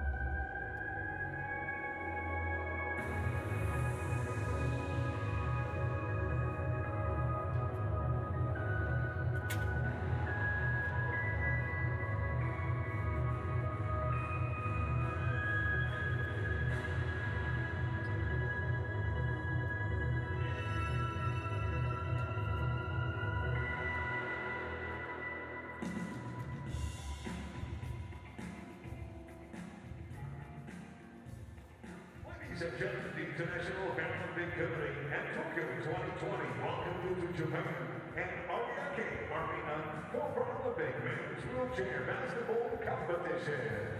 東京2020パラリンピック、今日も有明アリーナで車椅子バスケットボール競技が行われます。素晴らしい試合ばかりですので、皆さん見逃さないように。Coming up next, the third game of the day. Yet another quarterfinal game of the men's wheelchair basketball competition scheduled to begin at 3 p.m. between Spain and Germany.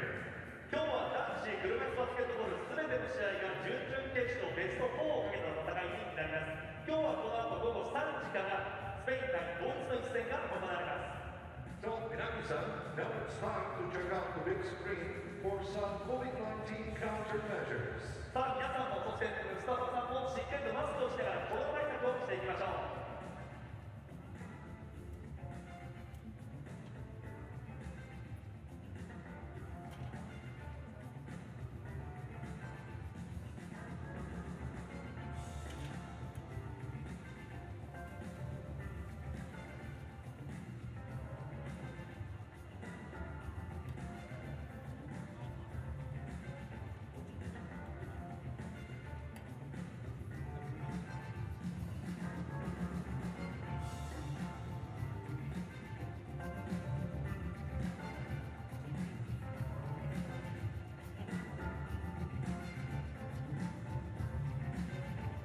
Ladies and gentlemen, we have a pretty big treat for you today. Our local school children will be here on the court soon for a great dance performance. さあ今日は試合前に素晴らしいパフォーマンスをご覧いただきます。ではまずスクリーンをご覧ください。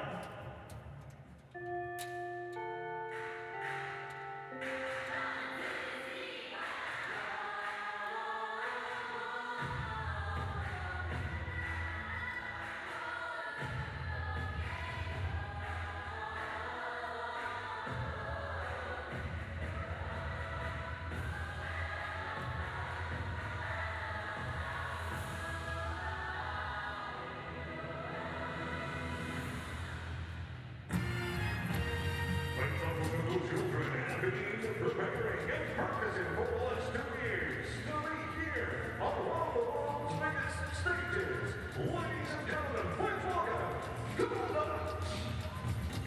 さあ、ご覧の皆さん、今日は次世代の担うパフォーマーたちによるスペシャルショーケース、中高生のメンバーで結成されたダブルダッチのパフォーマンスです。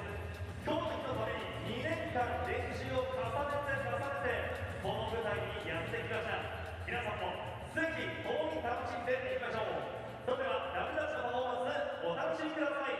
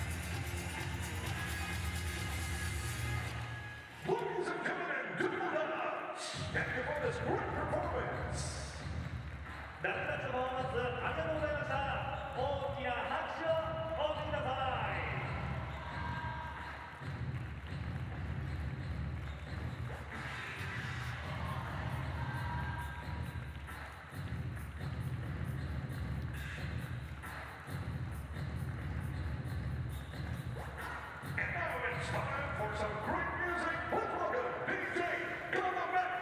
今日の音楽はすべて DJ カナメがお届けです。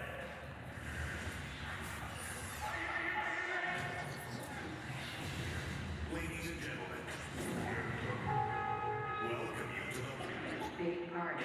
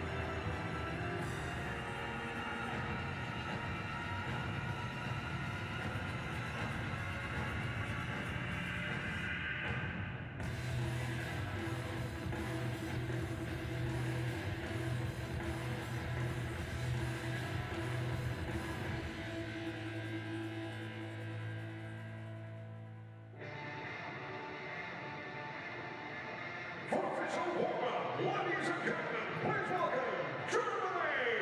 両チームウォーミングアップ選手入場となります。まずはドイツ。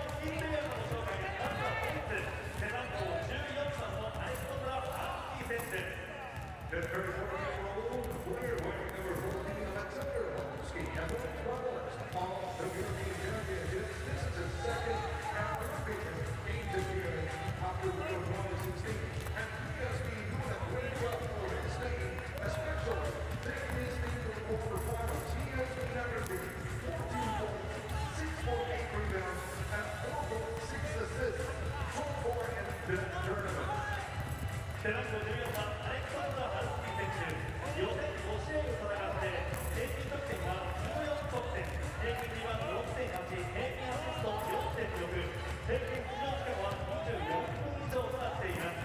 ハルスキー選手は今回が1回目のパラリンピックとなります。そしてヨーロッパ選手権でも4位に入っています。今日はどんな活躍を見せてくれるのか楽しみです。Now let's take a look at the key player for Spain. The key player for Spain will be the team captain. We're number 16, Asiat Garcia. さあ、スペインの注目選手は背番号13番のアシエ・ガルシア選手です。皆さん覚えてくださいね。This is his third straight Paralympic Games appearance.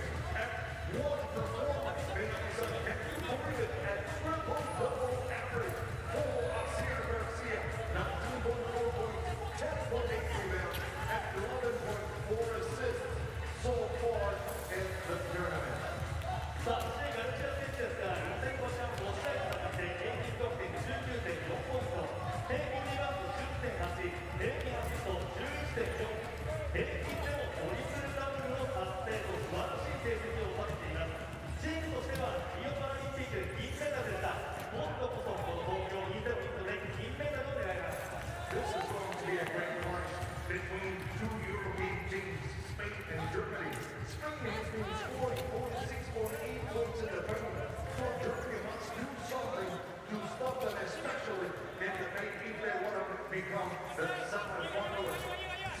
Spain is the one and only undefeated team so far. They finished on Group A in the first place, and Germany in the fourth of Group B. That is how they became the quarterfinalists of the World 2020 Paralympic Games men's wheelchair basketball competition. さあ、スペイン対ドイツなんですけど、対照的にペイントエリアから得点がスペインは非常に多いんですね。ドイツはこのペイントエリアにいかにうまくディフェンスができるかというところが注目になってきます。さあ、スペインはグループ A 予選1位通過5勝0敗となりました。一方、ドイツはグループ B4 位通過となっています。ただ、その中で高火力になるとまた戦い方が変わってくるかもしれません。さあ、皆さん、準々決勝、まもなく試合が一緒になります。グループ A。The Ariake Arena is our spot, and quarterfinals is the game. Wheelchair basketball sees Spain take on Germany in an all-European affair. Spain, the only undefeated team in the men's competition, take on Germany.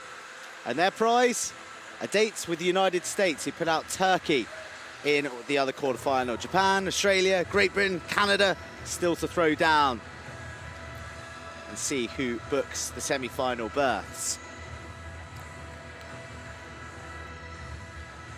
So Spain coming in good form. They have defeated Canada, Japan, Turkey, Korea and Colombia, while Germany have had a curious campaign, defeating Iran, Algeria and table-topping GB. But with losses to the USA and Australia, it's difficult to pick just where this German squad is. But as you can see, a number of high-class names. Yeah, some fantastic names and some to keep your eye out on for. It's going to be Thomas Boma, currently contributing 18.6 points per game, 7 rebounds, 6 assists, as followed up by Alexander Haluski with 14 points per game, 6.8 rebounds, as well as 5 assists, and Bieniek, 8 points per game, 7 rebounds, and 3 assists. Top 3 players right now for Germany, really helping carry this German team.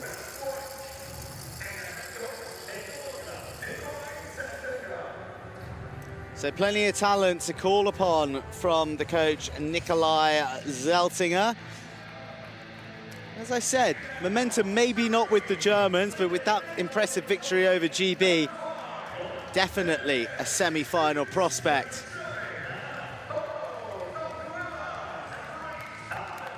But the team that stands before them is a talented Spanish side. The Zarzuela twins stand out particularly.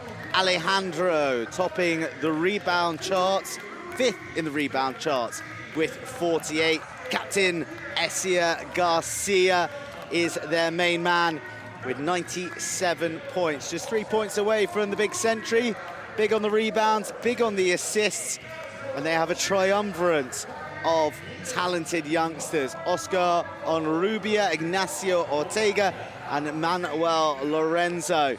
Part of the youthful Spanish sides winning trophies at the moment. But first, we have the national anthems. The national anthems of Germany and Spain. 続いてドイツ、スペイン両国国歌の演奏を行います。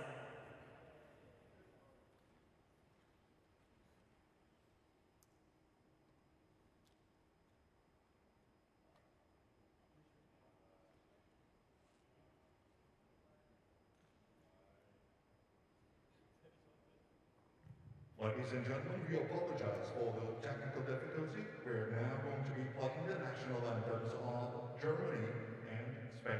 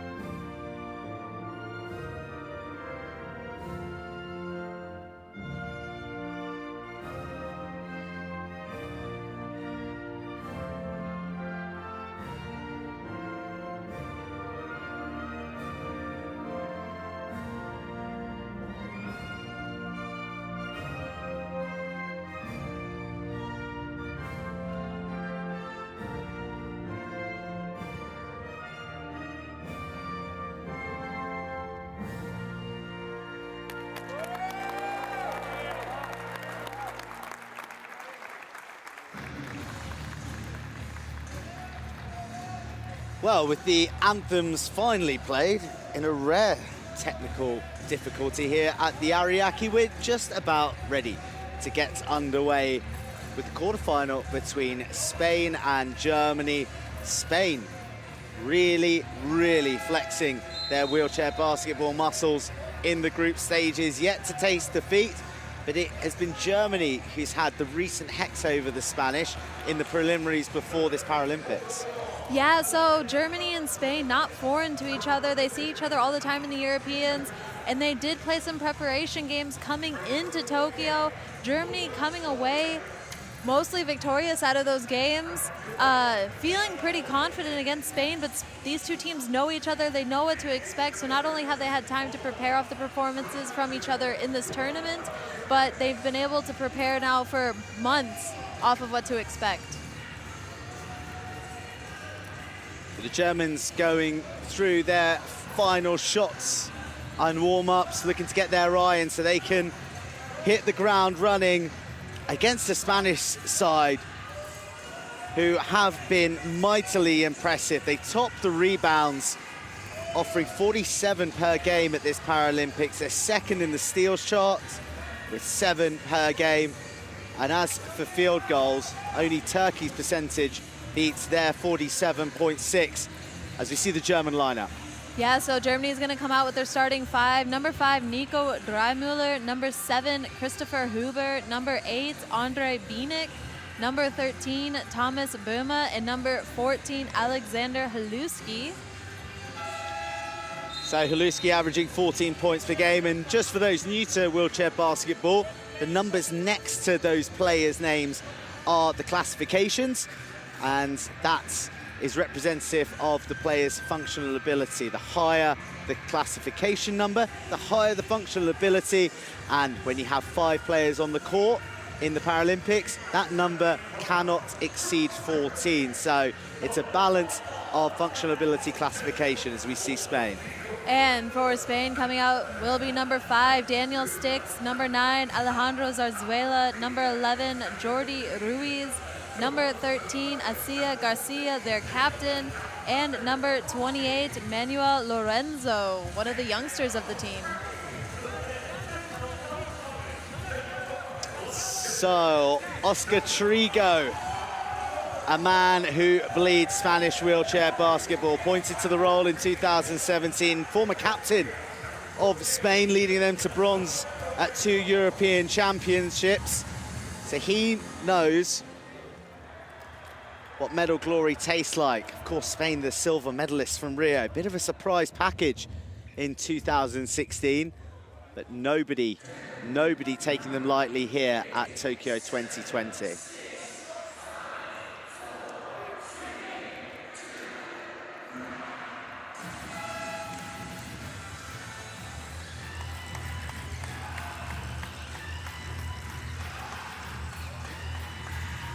So the Germans decked in black welcome the Spanish in white. It'll be Alejandro Zarzuela, one of the identical twins on this Spanish side, to tip off against the big German, Alexander Haluski, the Belarusian.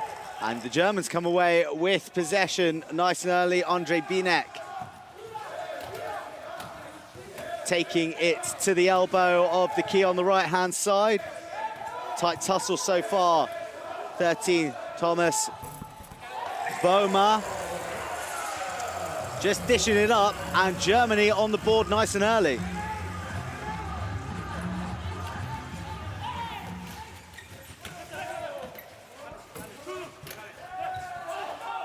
So Dreimüller's score the difference at the moment. The Spaniards struggling to find the hoop in the hands of their captain. Shot clock ticking down, 6 to go. Inquisitive looks coming from the Spanish bench there as the Germans are awarded the possession. And if you can take a look, Asia Garcia getting triple teamed by the Germans to stop him getting involved at the other end of the court. This is incredibly tactical by the Germans. It can potentially give them a really short numerical advantage on offense with a 5-on-4 opportunity.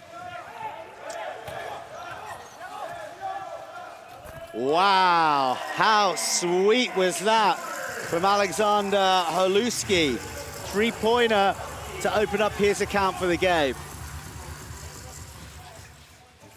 So Germany starting strongest as Ruiz drives towards the top of the key, seeks out his captain. He's got a screen and plenty of time.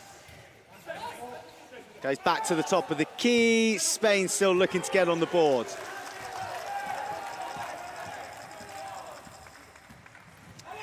So Boma, the danger man, dishes it to the opening scorer, Holuski. Boma, first points. Germany starting at 100 miles an hour here, and immediately Spain into a timeout.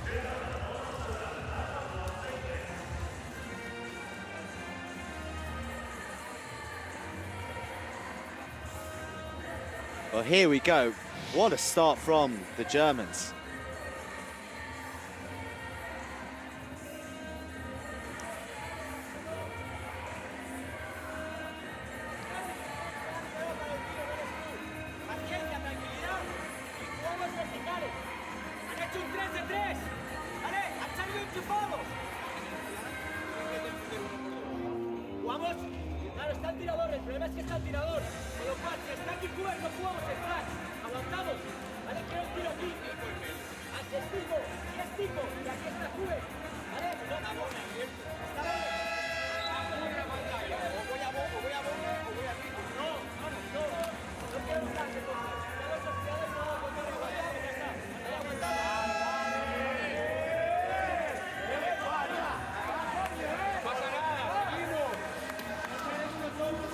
Well, plenty of problems for the Spaniards to troubleshoot and for Oscar Trigo to solve early in this game. We're only a minute and 39 seconds in, and Germany already in a 7-0 lead.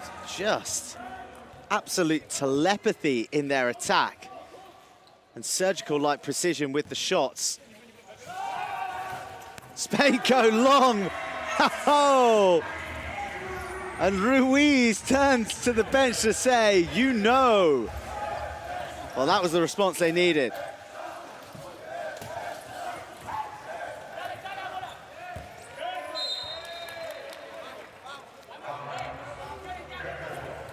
Lorenzo, number 28 of Spain, getting a deflection on that pass, sending it out of bounds. It will be inbound baseline for Germany.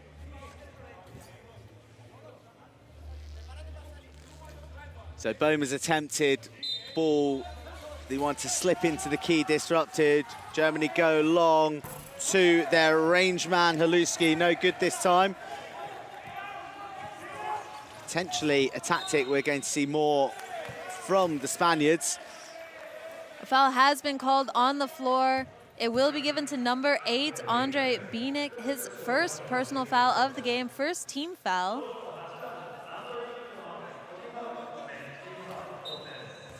First foul of the match. And Ruiz, who lifted the Spanish spirits with a long-range field goal, finds himself at the top of the key, finds himself scoring again. Ruiz, an absolutely phenomenal outside shooter for the Spanish team.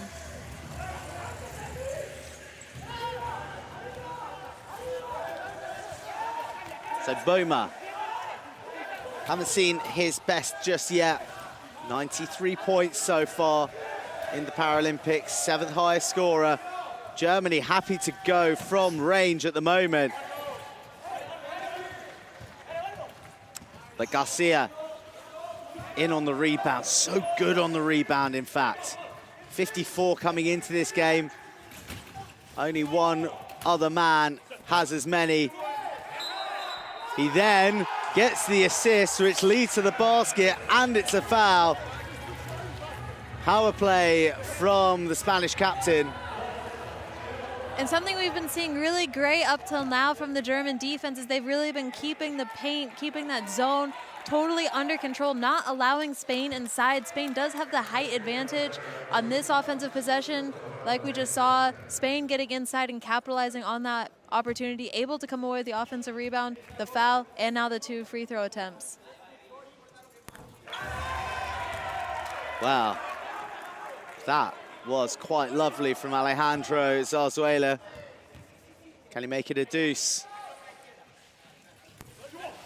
He can't. Spain lead the key with 1 point and Germany go on the attack. Huge height advantage. Well, is it a height advantage? There's some big men on both sides. Alejandro Zarzuela, Garcia. And Lorenzo also. However, miscommunication on the pass there, and those are going to be mistakes that these teams can't make. Those small little miscommunications, those small little mental lapses, that can give a game at the end to the other side. Well, we can see how seriously both sides are taking these initial exchanges. The Germans with their first time out, meaning both teams only have 1 each left for the remainder of this quarter and the next.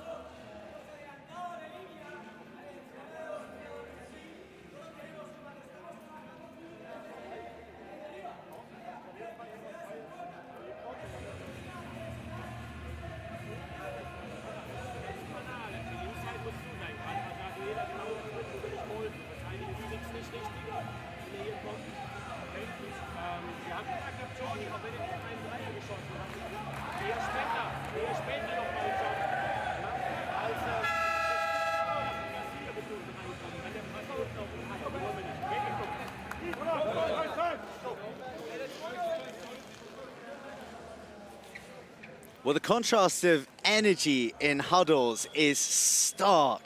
Controlled, deliberate from the Germans, and you wouldn't have been able to see the Spaniards in shot, but you might have been able to hear their coach, Oscar Trigo, very impassioned, very high energy. And that is maybe the difference in how both these nations approach the game as Garcia drives into the key, seeks out Ruiz. Ruiz the man again. Wasn't completely clean, but he got there.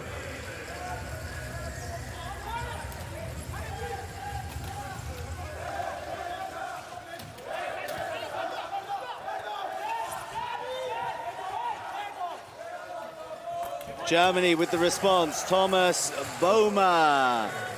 First points of the game.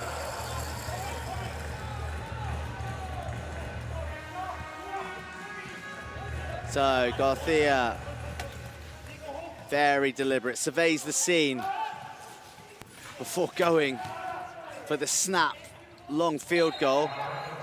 Came close, not quite there, not quite precise enough. And he really is a box of tricks, Garcia. Mentioned the number of points he's scored, just shy of a century coming in, but nobody has assisted more than him in the whole of the Paralympics as well. 57 assists. 57 assists. That's incredible.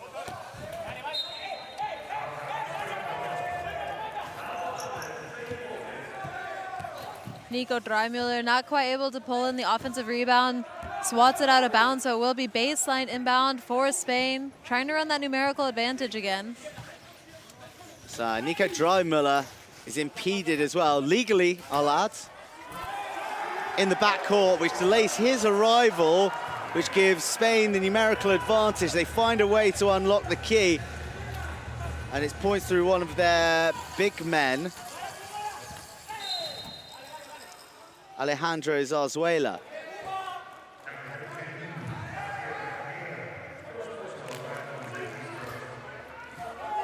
So first personal foul to the captain of Spain. He'll have to watch himself as the match progresses. A lot of experience in this Spanish side. Multiple Paralympians. As Boehmer wiggles in and gives himself some room. Zarzuela's a real pest. But Boehmer's got the cool head and he finds the shot.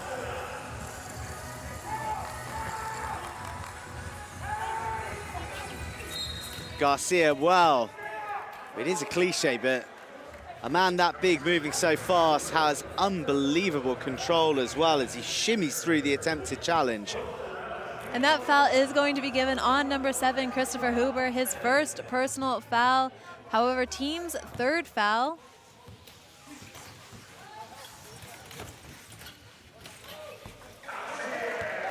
Well, Garcia managed to infiltrate the very heart of the paint. No one came into challenge, so he thought, why not?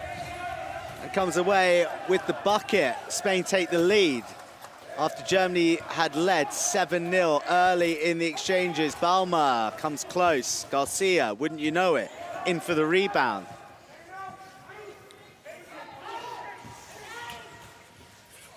Garcia continues to find the progress easy right to the top of the key into the paint. Germany really struggling to get anywhere near him to be disruptive enough to put him off his step.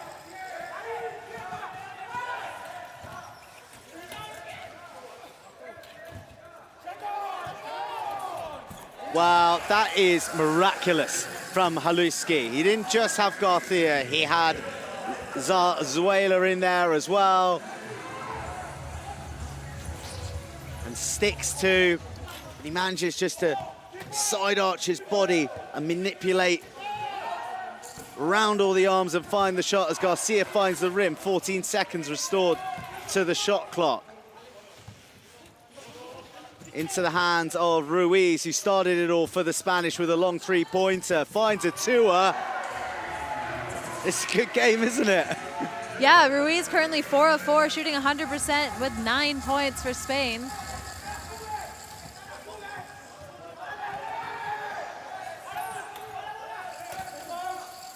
Pin perfect with a bit of pace on it as well from Boma. Haluski just finds the back edge of the rim, ricochets out, and Haluski's gonna struggle to get back into the key to have an influence as Zarzuela travels close under the hoop, but it's Garcia. Garcia ain't missing at the moment. Spain's main man. We're gonna see substitutions coming on the court for Germany. Number 11, Jan Zadler, and number 12, Jens Albrecht, both at their first Paralympic Games. Germany deciding to take height off the court and put on a press lineup. We can expect a lot of speed coming on with this lineup and a full court defense.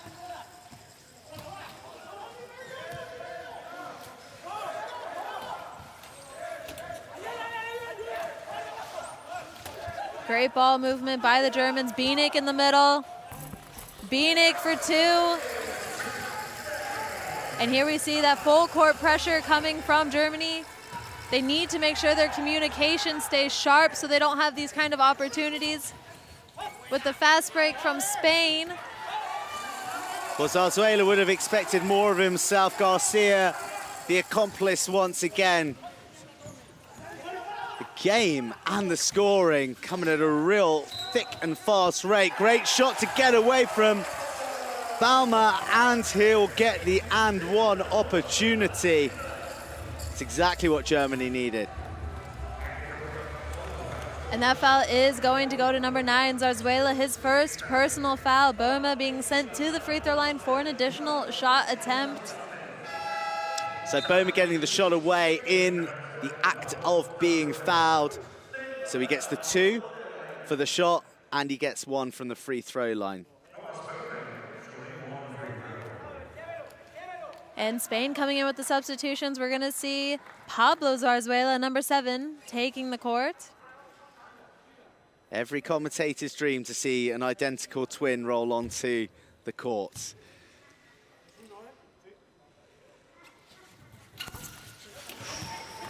Balmer fluffs his lines. But Germany quick to extend that pressure, and Dreimüller picks up the mistake. And Zadler now finding Albrecht. He's just come onto the court, and he's going to introduce himself with a tidy little finish. Germany, small momentum swing back to them after it was all Spain, having clawed back that 7-point deficit. Garcia finds a bit of friendly fire from Ruiz with a clink of the chairs. Ruiz swivels back to the top of the left of the key. That is glorious from Ruiz. Yeah, Ruiz having a great game so far. 5 of 5, heavily contested shot there. Totally finding his flow. And a foul has been called off the ball side on the right side of the court. Albrecht going down to the ground. Foul's going to be conned on number 11, Jordi Ruiz. His first personal foul, team's third. Just under a minute to go in the first quarter. So Germany with a chance to get the go-ahead score. They're going to go from range, but nowhere near from Andre Binek. Bit of a free throw king for Germany so far in this Paralympics, but not going so well from outside the three-point arc. Great job by the German defense, setting up that line, making Spain work to break it down.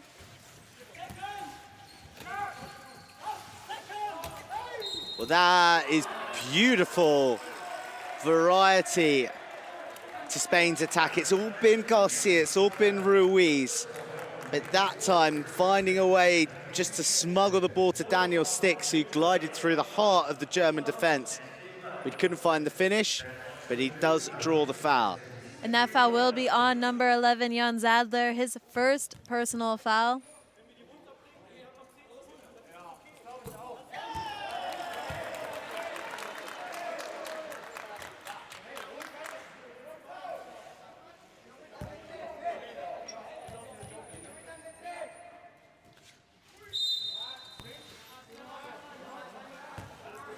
Stix will be sent back to the free throw line for an additional shot attempt.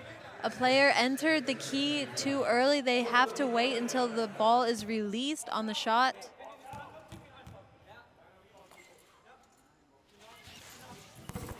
So, Stix at the third time of asking.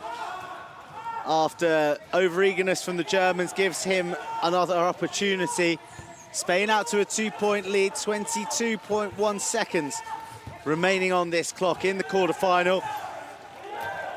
Germany, what will they do here? Binek out to Dreimüller. Binek finding heavy traffic, nearly losing his chair. Dreimüller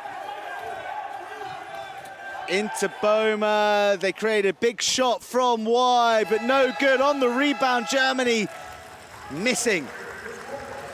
Great energy from both sides in this quarterfinal. One quarter down, Spain in the lead by 2, 21-19 over Germany.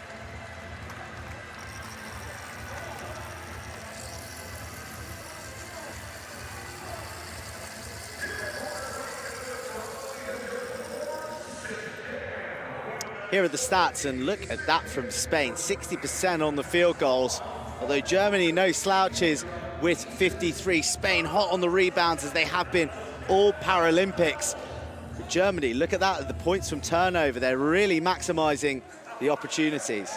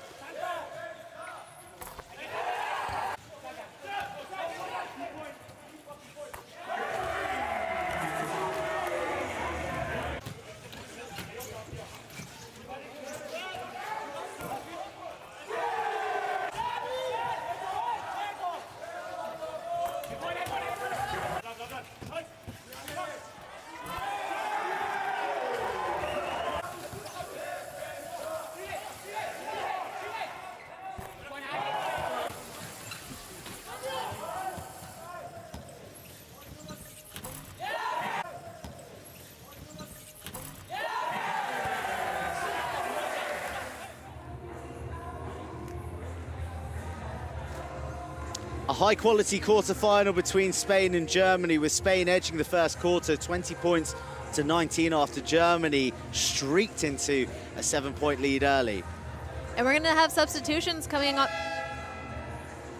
And we're going to have substitutions coming on the court for Germany. Number 6, Matthias Güntner coming on, seeing his first minutes of the game. Well, I was going to say, I'm not sure what happened to Ruiz there, but clearly clipped by a German, judging by the desperation shown by Albrecht to keep the ball in play. To no avail, Garcia will bring in Pablo Zarzuela. First time we're saying his name. And some huge, huge men on the field for Spain. Garcia, Zarzuela ×2. And Ruiz is no small man as well, but great work being done by Daniel Stix in all of that as Germany look to respond, trailing by 4. Boma back to the top of the key. Gunther on the wraparound. Wanting, shooting, missing. Gutner is a player that you're going to see him using the backboard a lot on his shots. He prefers to bank his shots in, ideally from either the middle or the 45. He wants to get inside. And as we see now with their defensive setup, they're going to try and leave him on the inside to contest that Spanish attack in the middle.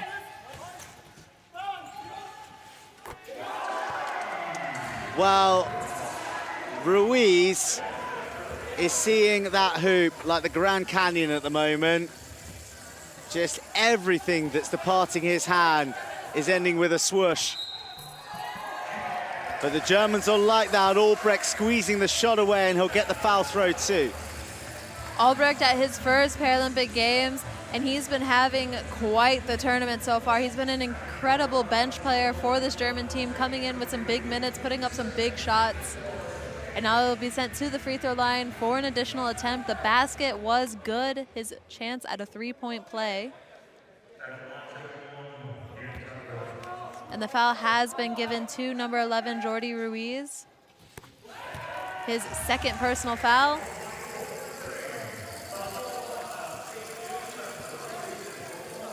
Well, Garcia will lead off and link up with Ruiz again. Ruiz, Garcia. Boom. Rare to see Garcia miss with so little pressure being applied to him. It was the movement of both the Zarzuelas and Daniel Stix that dragged the German defense around to create the opportunity. As Zreimüller looks for Boma. Ooh, thought it was going to trickle in, but just dances round the lip. And Germany will have the possession from another foul from the captain, Garcia. Not what Spain wants, those fouls accumulating early for the captain. Players are only allowed to have 5 fouls in a game before they're required to leave the court, and Garcia is a critical player for the Spanish team. Buma, unfortunately not able to capitalize on the first free throw.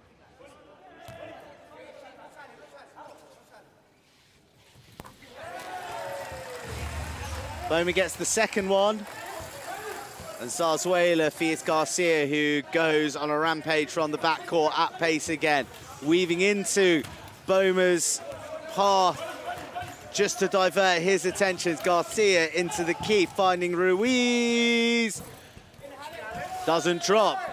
Zarzuela there, missing. Oh, Zarzuela there to do just that job, to mop up any loose shots. He hasn't had too much to do because of the accuracy of Spain, failing to score the layups. Look at the rebounds there. Spain 14 to Germany 7 at the moment.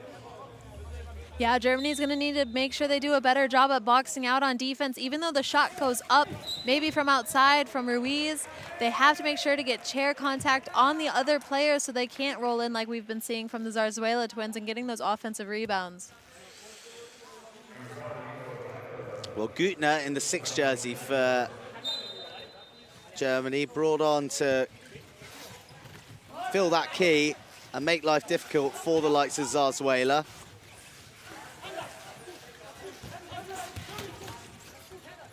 As Ruiz, 1 pump, 2 pump, 3 pumps, 4 pumps, releases it finally, hits the rim, bounces out. Gutner brings it out for the Germans, and he'll head straight to the keys. A huge, huge man. Huge enough to detract from the completely unguarded Christopher Huber. who misses, and Garcia in the act of bringing it out. We see a German player hit the floor. And substitutions coming on for Spain. Number 28, Lorenzo, coming back onto the court. So Manuel Lorenzo making his global competition debut. No World Championship experience, no Paralympic experience. But a glimpse of the future for Spain, and also the present. He's been performing in this Paralympics.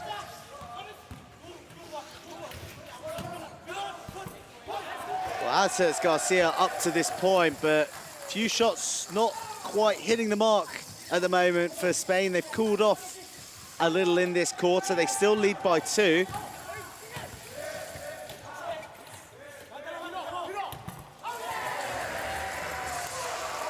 Great finish by Albrecht, floating it up, heavily contested with the height disadvantage, but gets it up and in. Well, Albrecht has brought good energy onto this court, and he's brought good precision too. 7 points he's offered. Huber takes another tumble. Ruiz back scoring. Ruiz currently the top scorer for Spain with 15 points, shooting 7 of 10, 70%. Well, we have raced to a scoreline of 27-25.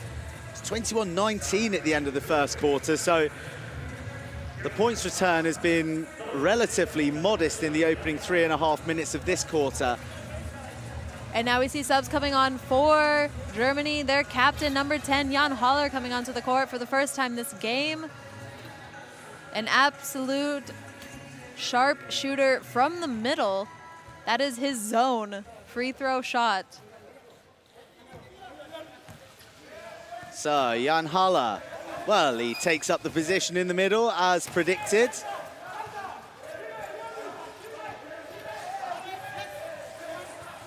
Spain making it very awkward with their tall men. Germany do well to find room around the back. They miss the layup off the glass. Ruiz and Zarzuela, Pablo up in the key. Garcia arriving on the scene.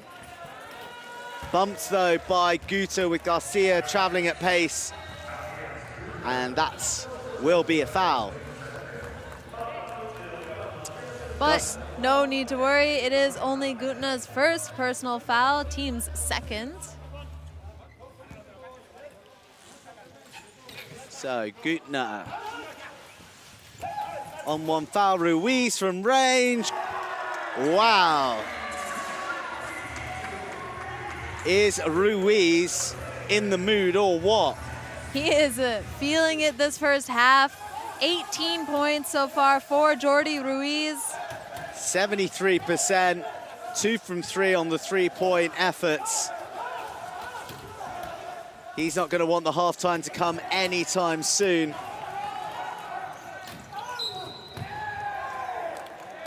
And Huber creates a bit of chaos with a collision in the middle, protesting his innocence. But that will be a foul against his name, number 2, for the German number 7.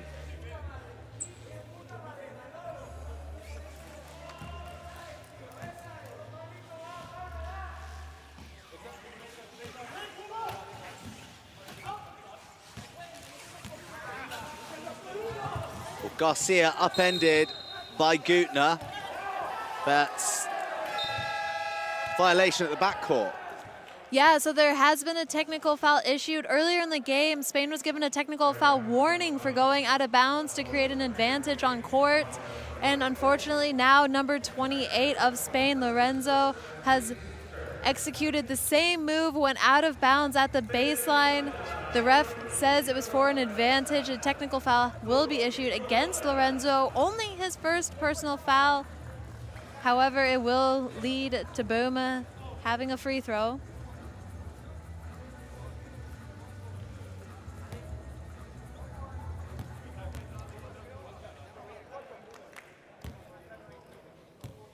Boomer cutting a solitary figure at the key.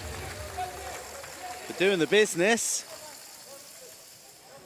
Germany up to 26, Spain leading by 4 on 30 as they prepare some reinforcements. Amado Diallo receiving some final instructions from Oscar Trigo.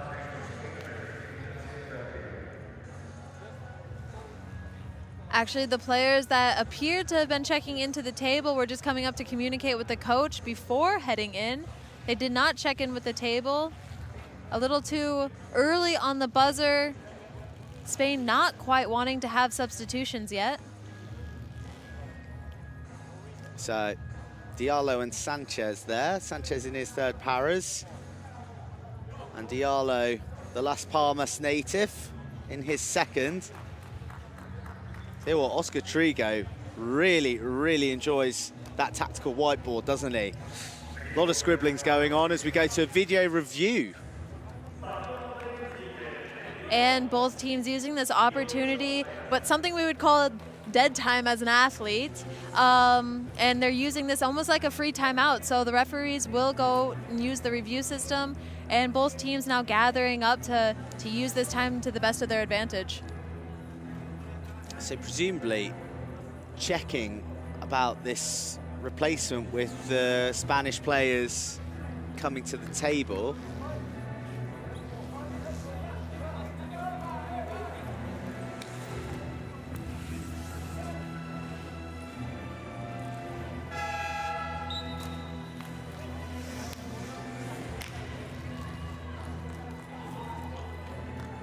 And there has been an adjustment made to the shot clock.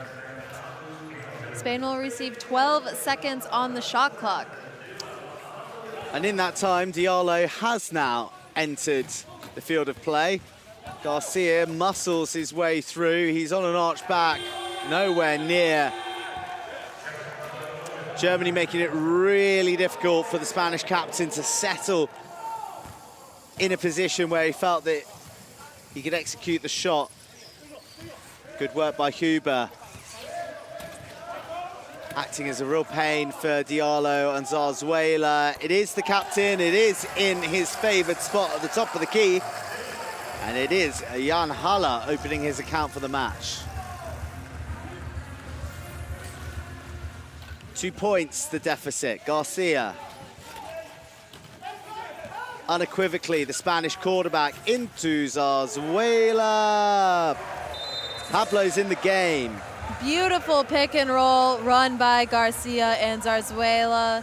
Way to find that wide open space down the middle. Great vision by Garcia. Nice little lob pass in. Wonderful play by Spain. Haller dictating things from the top of the three-point arc. Looks around, there's nothing on. Will he go himself? Beautiful pass. Oh, Albrecht has been so good underneath the hoop. Very nearly adding to his tally. Garcia, wow, he uses the men around him so well to carve out these avenues, but not quite with the finish. Albrecht, yeah, he's got it. It's going to be 9 points for Albrecht.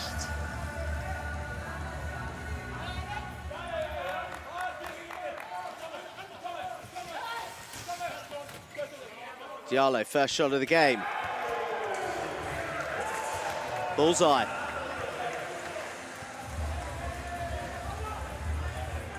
So Spain bringing another huge human being onto the court in Diallo. Germany offering slightly more nimble presentation of their team. Diallo, the bounce is a bit too elastic for him, so he has to slow down. Garcia's on the job, though. Foul from Germany on the Spanish, and that ramps up to the 4th team foul, I think. Yeah, that will be their 4th team foul.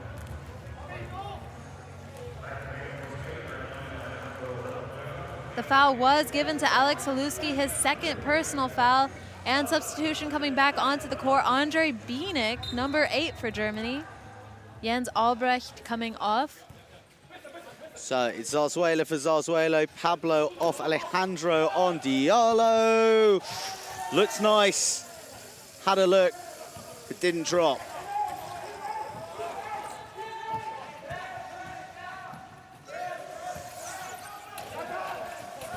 Boma. Haluski, back to Boma. Wow. How on earth did he get that in? Great composure by Boma. Way to absorb the contact, keep his chair positioning, and get that shot off. Garcia trying to find the angle, trying to find the points again, and he does so. He's had a few misses, but he's back on song. 4 from 11. Acia Garcia, and I think he might just get a foul against him as well. Yes, that will be a foul called on Garcia. It's going to be his 3rd personal foul. There is just under 2 minutes to go in the second quarter, so that can be okay. 3 fouls in 1/2 is okay, but he's going to need to be really careful with his chair contact here. Haluski back on court, but not quite starting at the lick that he did in the first quarter. Very, very exciting shot taker. Garcia is just getting so close to the hoop that he can pick his spot, and he's got the size as well to fend off the attentions of the defenders. He's a player that is great at creating his space. He's great at creating his shots that he wants. And when he runs into contact like that, he can still end up creating space from the defenders to still get a good shot off. He's just a complete veteran, great court vision.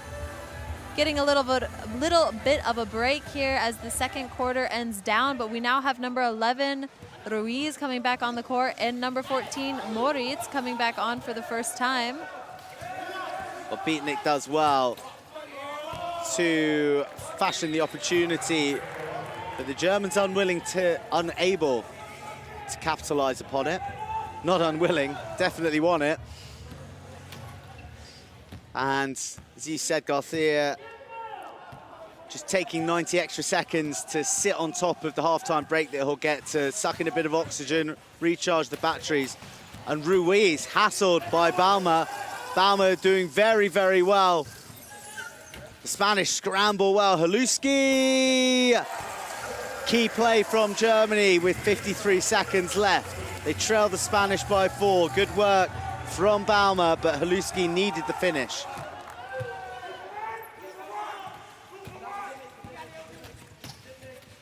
Ruiz to Zarzuela, into Lorenzo. Moritz.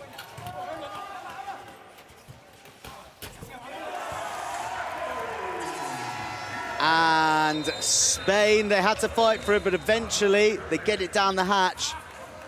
24.2 seconds remaining on the clock in this first half, 24 on Germany's shot clock.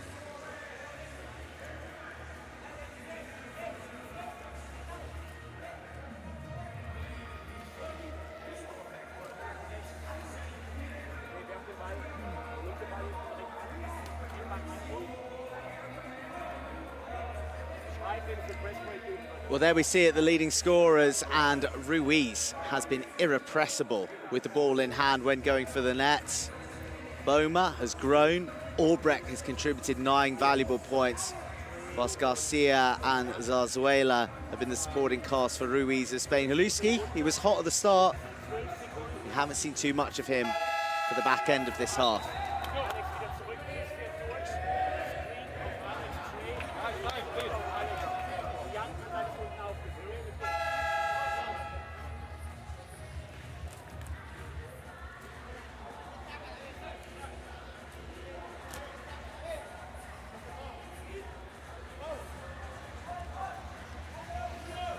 .2 seconds remaining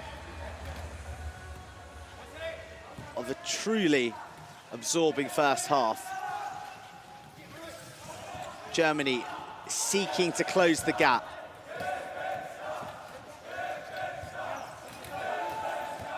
Ten seconds.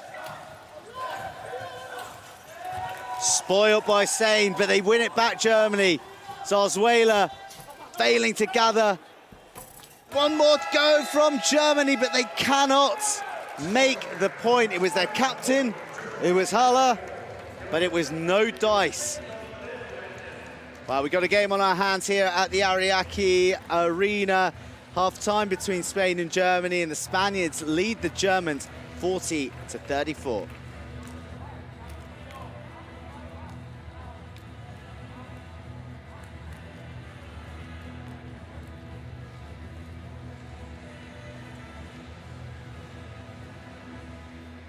Well, questions to ponder from Germany at half-time. Spain will be delighted, especially in light of the quick-fire start that Germany made, leading by 7 right at the top. But Spain have grown. Ruiz, Garcia, Zarzuela, big performance for them.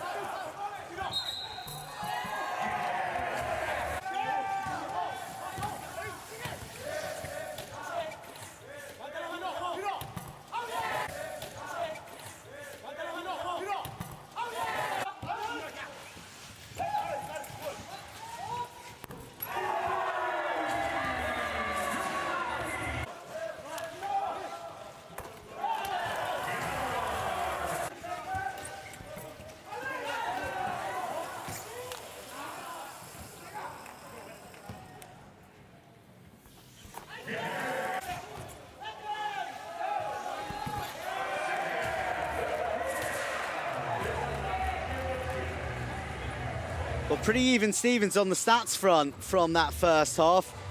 If you're going to look at one thing, it'd be the defensive rebounds of that hunger around the hoop. 15 to Spain, 9 to Germany. And the shot conversion, 53% from Spain, right up there compared to Germany's 45. And it's because of that, the Spanish lead the Germans 40 points to 34. A massive second half coming up next in this men's quarterfinal.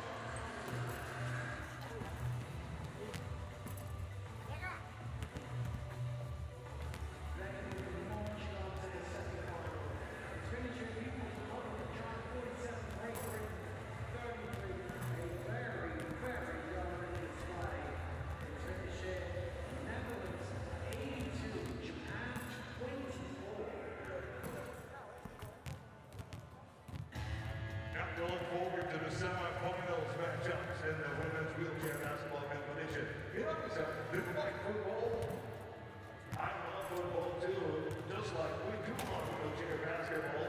And football 5-a-side is yet another sport in the Tokyo 2020 Paralympic Games. And now we're going to take a look at some highlights from yesterday's competition of football 5-a-side. さあ、昨日の女子の準々決勝の様子をご覧いただきました。さあ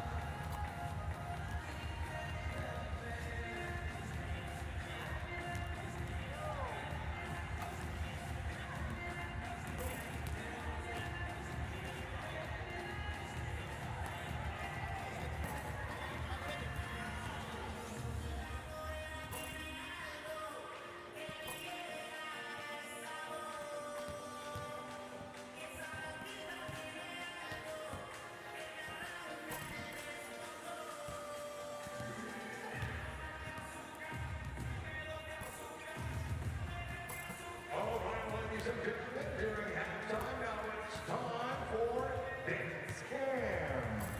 さあ、それではこの時間は皆さんで一緒にダンスカムを楽しんでいきましょう。スクリーンをご覧ください。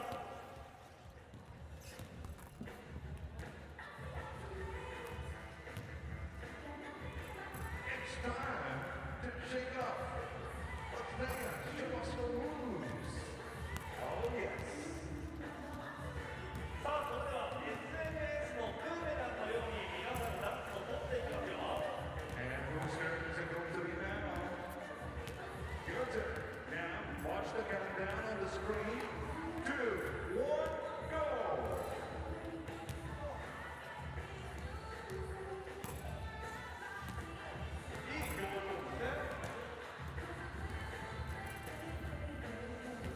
So after the countdown, show us your move. So your turn. 3, 2, 1, dance! Oh yes! Next freeze!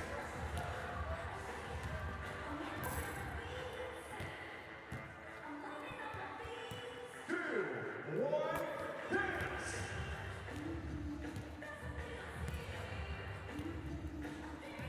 最高ですね。ありがとうございます。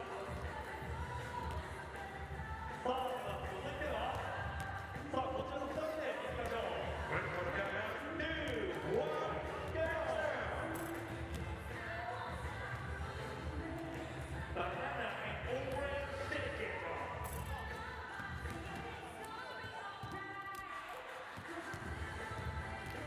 Dance Cam time. 3, 2, 1, go!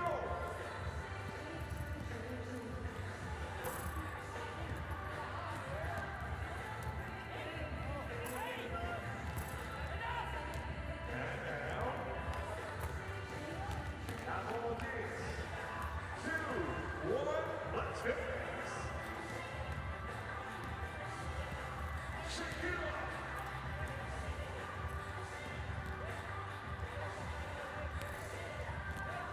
Now it's your turn to shake it up, show us your moves.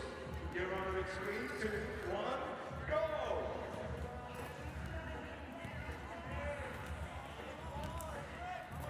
You're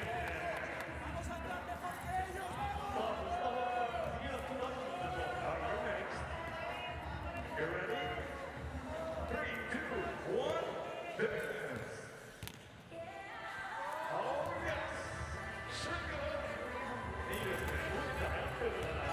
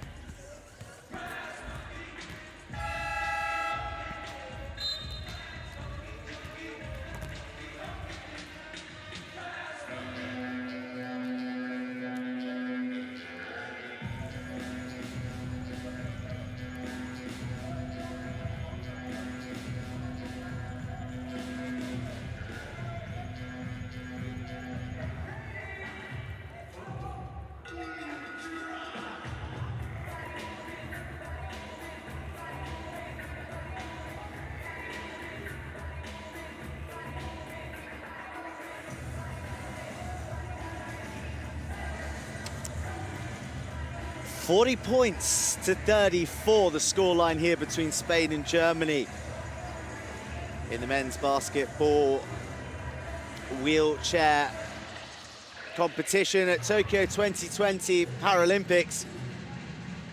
Serious faces across both sets of players from these European powerhouses. Spain undefeated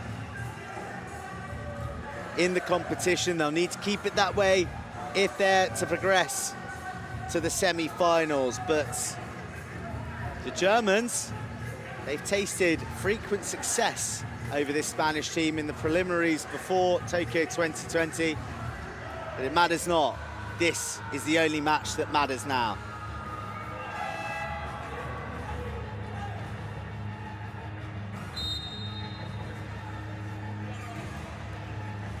Thomas Boehmer gets us back underway for a decisive second half between Germany in possession against Spain to see who will progress to the quarterfinals of the Tokyo 2020 Paralympic men's wheelchair basketball. With Spain with the momentum in the first half, lovely show and shot from Boehmer.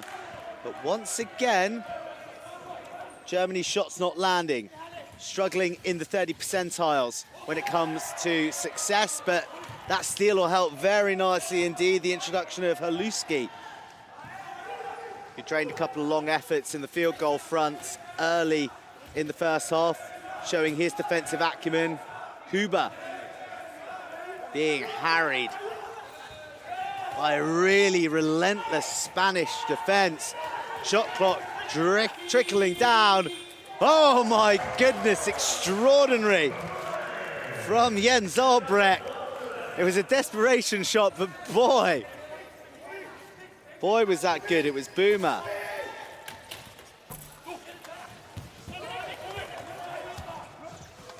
So, nice little bonus basket for Germany, that really. It was thrown more in hope than in expectation. But they narrowed the gap to Spain 40, Germany 36.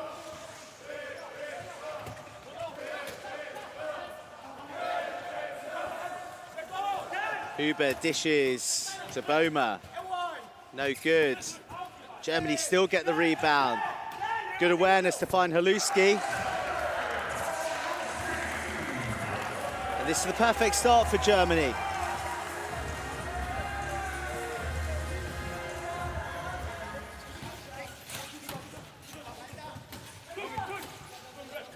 Two points to deficit now. Garcia, the captain, back on for Spain, having taken a 90-second break. Wow, he scores in such unusual fashion sometimes, but who cares? If it goes in, it counts.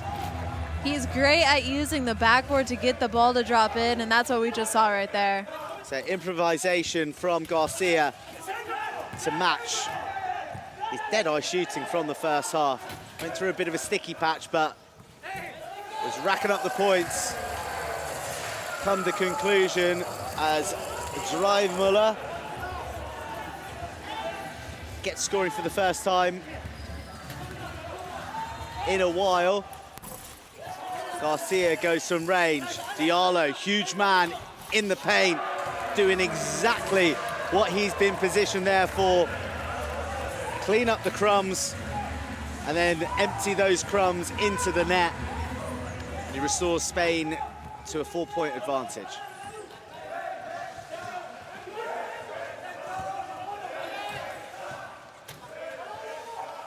Boehmer relocates to the top of the key. Dreimüller turning, weaving, going for the range, but asks too much of himself, and Garcia. How many rebounds is that for Garcia now? 10, 9 defensively. He really is a man to all areas of the court. Zarzuela got flat beyond the ring, off the backboard, down the hatch. 6 points to lead.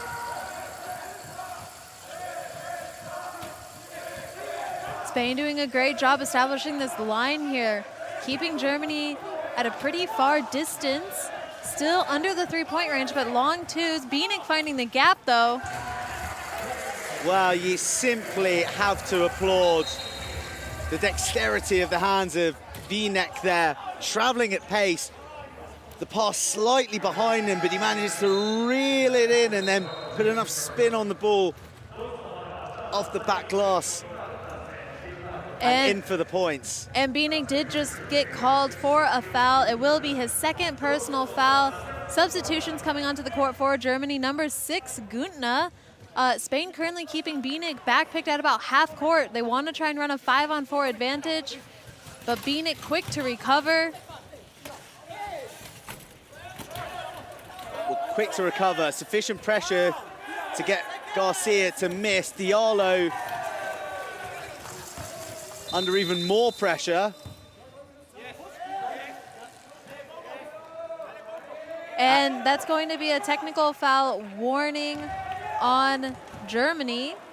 Nico Dreimüller going out of bounds for advantage, trying to avoid the back pick or the picking from Diallo.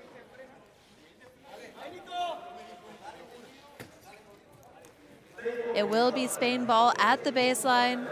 The next time that Germany goes out of bounds for an advantage on court position, it will be a technical foul. So Garcia, plenty of paint to aim for, but he's closed down by Dreimüller. Ruiz loses the ball in dribbling. Güntner, huge man, comes away. And Bieniek. Germany slinging it around the three-point arc. Zarzuela, big left hand, coming in to disrupt the progress of the Germans closer into the paint. Ruiz to Garcia, we haven't said that for a while. The old combo back in action, but not quite providing the points.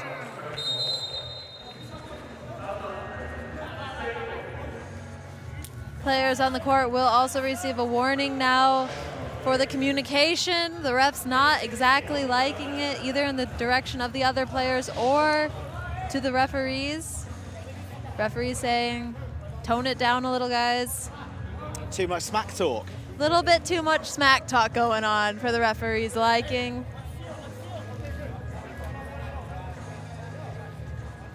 Well, there are some very loquacious individuals out there. It's a constant hum of chatter, actually, from both sets of players. Clearly bilingual teams.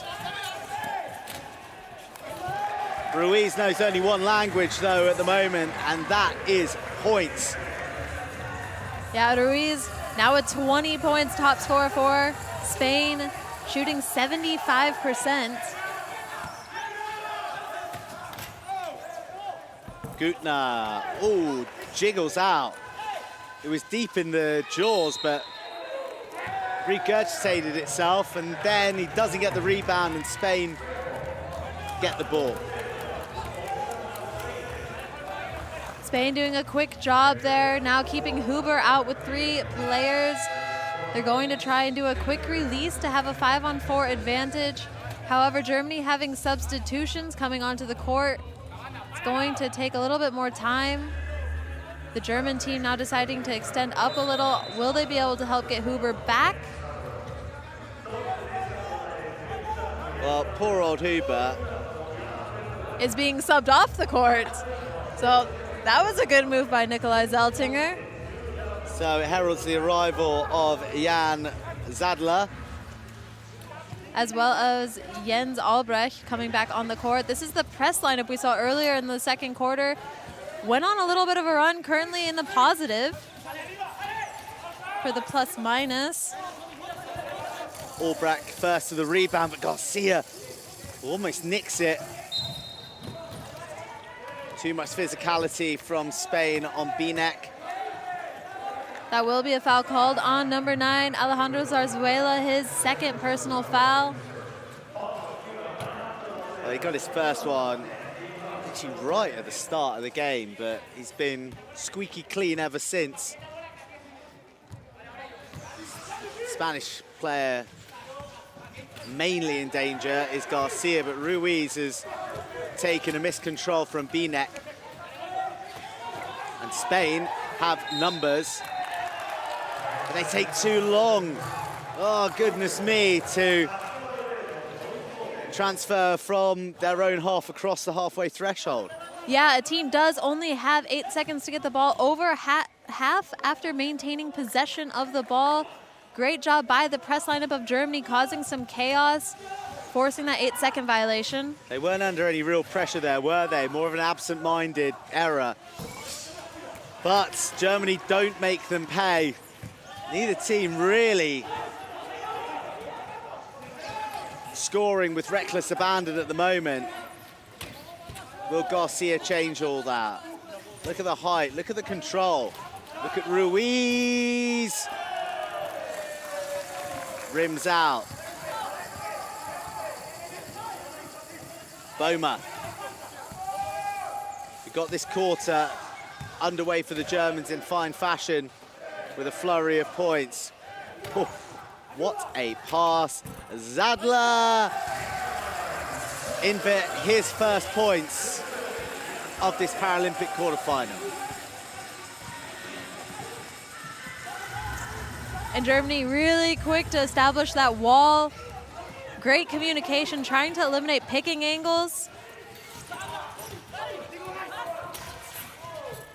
Oh, Zarzuela very fortunate to regain possession after sort of hits the join between the glass and the rim.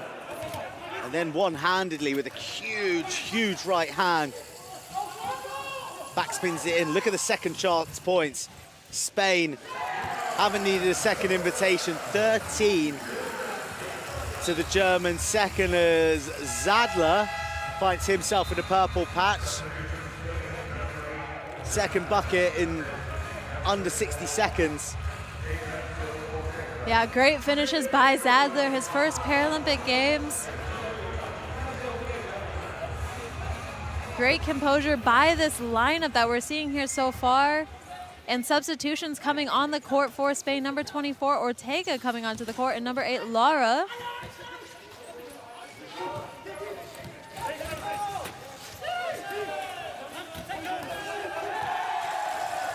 Big play coming up from Albrecht with a telescopic arm into the middle of the reception point for the Spanish player. And an offensive charge is going to be called on Albrecht. Lots of contact. A difficult call, however, it was made. That will be Albrecht's first personal foul. Well, initially it looked clumsy by the Spanish, but Albrecht deemed to be charging. And Ignacio Ortega in his first Paralympics here in this quarterfinal. Currently, Ortega, a player definitely to keep your eye on now as well for the upcoming years of Spain. An incredible young athlete they have. I believe only 20 years old. 20 years old indeed. He's already played in the World Championships, so he does have a bit of big tournament experience. And now he's got some Paralympic points in a quarterfinal. Great composure. Right on time. He has been incredible from the free throw line. He's netted 9 of his 13 attempts for 69%.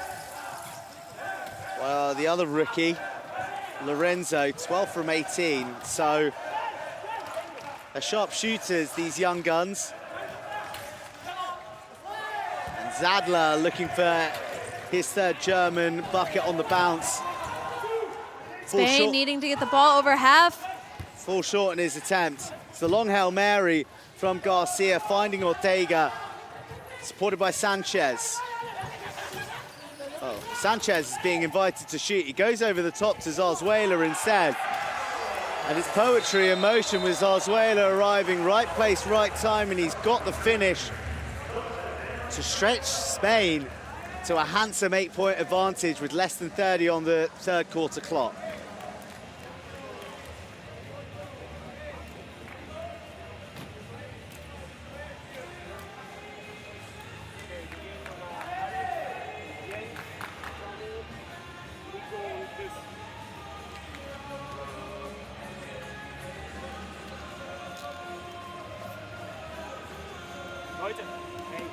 Wir müssen einfach nur an uns glauben. Wir müssen einfach nur die Sachen richtig machen. Spielt gute Pässe, okay, nicht zu spät, nicht nach dem Druck, vor dem Druck. Dass die fahren sollen, nicht dass wir Druck haben mit dem Ball.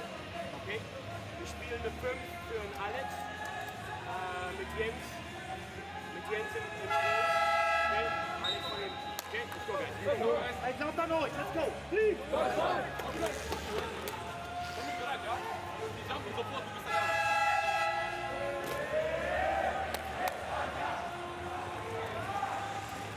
Well, just seeing quite an astonishing rebound statistic from Spanish. I mean, they averaged 47 a max, so maybe not that much of a surprise, but in a quarterfinal against a team of this quality of Germany, to be clocking 31, there's still a full quarter to play. That just shows the desire of the Spanish out there, who've opened up an 8-point lead, which Bauer reduces to 6 with 11 seconds ticking down. Garcia will try and drive this Spanish team back to an 8-point advantage. How good will that feel? Zarzuela, is he the man? No, he's not. Germany escape. Spain still in the lead. It's the end of the third quarter here at the Ariake Arena, and it is Spain 54, Germany 48.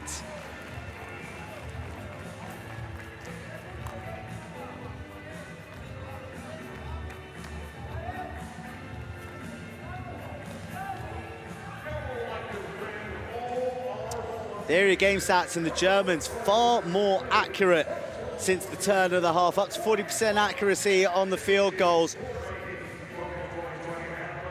But rebounds, look at that. 31 for the Spanish being the glaring stat that sticks out.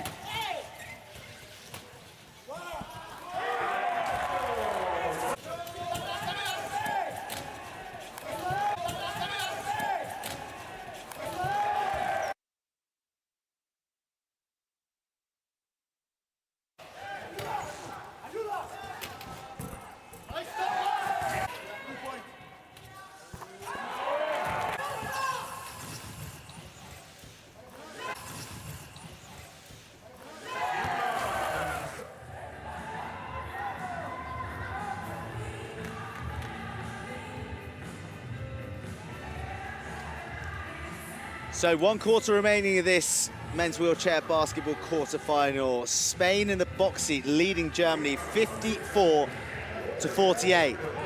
Can the Germans respond in the final 10 minutes?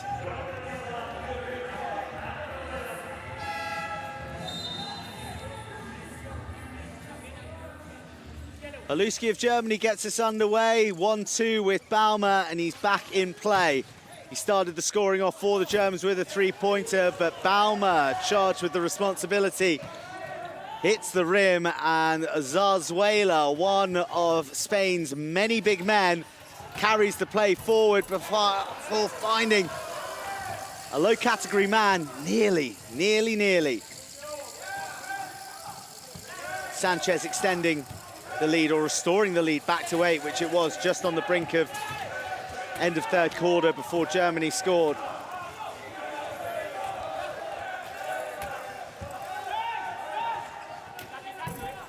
Boma. Off target, Albrecht under pressure. The ball's loose, Garcia. Surely not another rebound. And that will be a foul called on Jens Albrecht, number 12. It is going to be his second personal foul. Well, of Spain's 32 rebounds, that man right there wearing 13, he's been a one-man crime wave. He's responsible for 13 of those steals. A captain's performance so far, but is it a semi-final booking performance? Well, it thought it didn't want to go in, and eventually Ignacio Ortega's shot, kicking and screaming, goes down the hatch. Spain back into an 8-point lead, an 8-point lead that they amassed almost without anyone noticing in that third quarter. But Germany, they'll keep coming.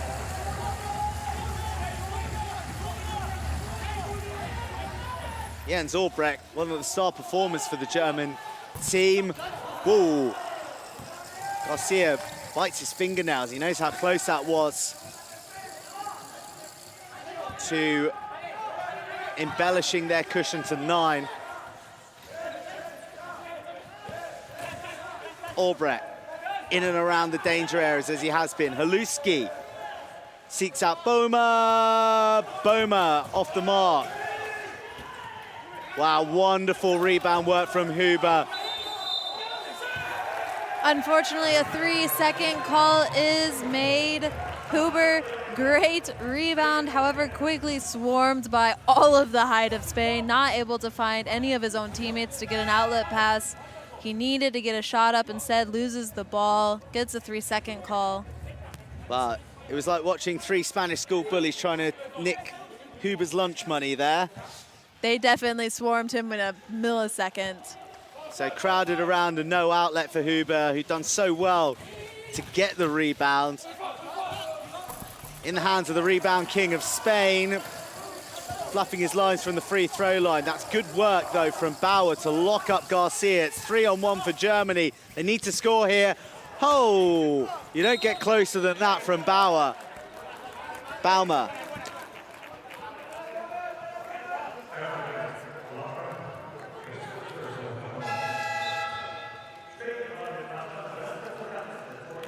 Well, the consolation prize is that Germany will get a throw from the free throw line. A foul was called on number 8, Sanchez. He was just subbed off the court. His first personal foul. He's brought a good point of difference, Sanchez, since he's been on.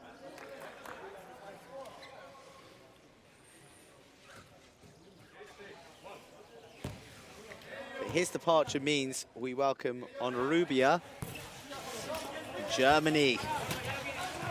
Their shot accuracy letting them down from the free throw line on this occasion. Garcia finding Ortega, rebound. Surely far too rough. Huber doesn't like it. He's in and bumping Ortega and pointing out to the referees that he doesn't like what he sees. The referees now surrounding the players, telling them, we know, lots of adrenaline, lots of emotion, lots of energy, but keep it clean, guys.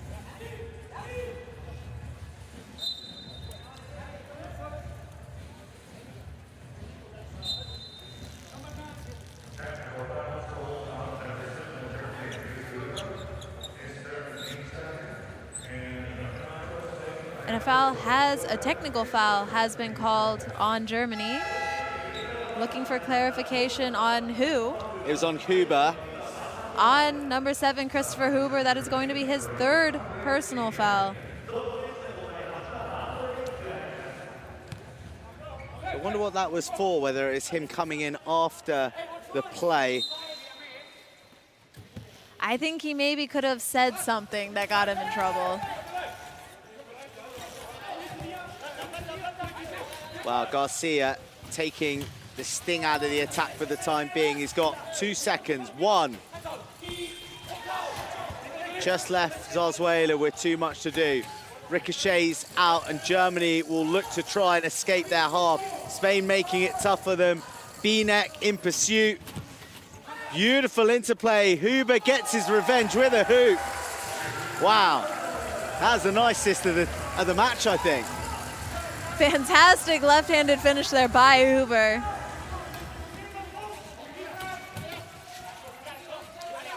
Just flipped it with almost disdain. Took a victory lap round the ring, and in it dropped. Garcia again stretching the shot clock as much as he can, but puts himself under too much pressure. He faults on the attempt for the field goal. And Germany trailing by 4, chance to make it 2. Baumer swivels inside, Binek trying to provide the screen. Here come Germany. And an offensive foul is going to be called. And the foul will be called on number 5. Daniel Sticks came in with too much speed with his foot play, ended up taking out Dreimüller. Dreimüller ending up on the ground. That'll be the first personal foul for Sticks, but Germany will have possession of the ball with a new 14 seconds on the shot clock. Well, just the hints of a swing of momentum here. Certainly if Germany can convert this, which they don't. It's a set play almost, trying to slot Binek in after the ball to Haluski. Everything going through Garcia now. Nobody getting their hands on the ball other than Garcia. Zarzuela approaches the paint. He's going to be first to the rebound, so Spain will retain possession. Garcia on the wrap. And Garcia drawing the foul successfully, as he has done for most of this Paralympics. Came into this game as the second most fouled player, or the player who's drawn the most fouls. And Garcia, just looking at his stats right now, already with a triple double, having 12 points, 14 rebounds, and 12 assists. So not just a top scorer for Spain, their second top scorer right now, but just killing it under the basket for the rebounds, as well as opening up his teammates on the assists.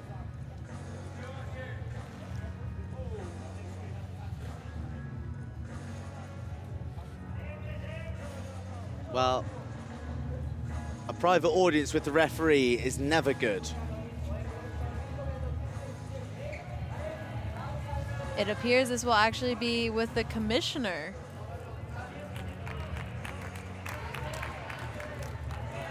And what is happening actually is that there has been, it appears, a contest on the chair height of Garcia. He will be required to stand up, and his chair will be required to be measured right now. Wheelchair basketball chairs do have regulations on them. They are only allowed to be at a certain height.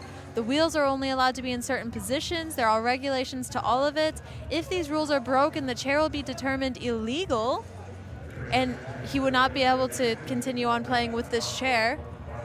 And also, it would be a technical foul to Spain.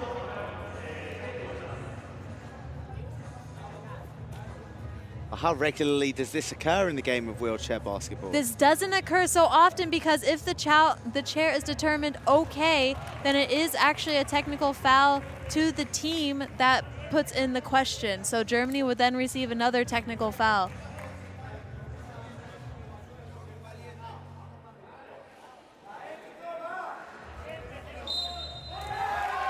And a technical foul has been given to Germany. Garcia's chair is okay. It meets all regulations. And this is something that can really, for high-class players, be very heart-stopping for a second, just because the cushion counts. So if the cushion is beveled or bubbled or anything like this, it does count as part of the chair, and they're not allowed to touch it. They're not allowed to push anything down. They're not allowed to make any adjustments from the moment that that is called. All of these players' chairs are checked before a tournament. Before the tournament begins, every single player's chair, including extra chairs, are checked by the commissioners, and they have to pass regulations before, but obviously they're not checked before every single game. Players could theoretically make adjustments to their chairs after that initial chair check.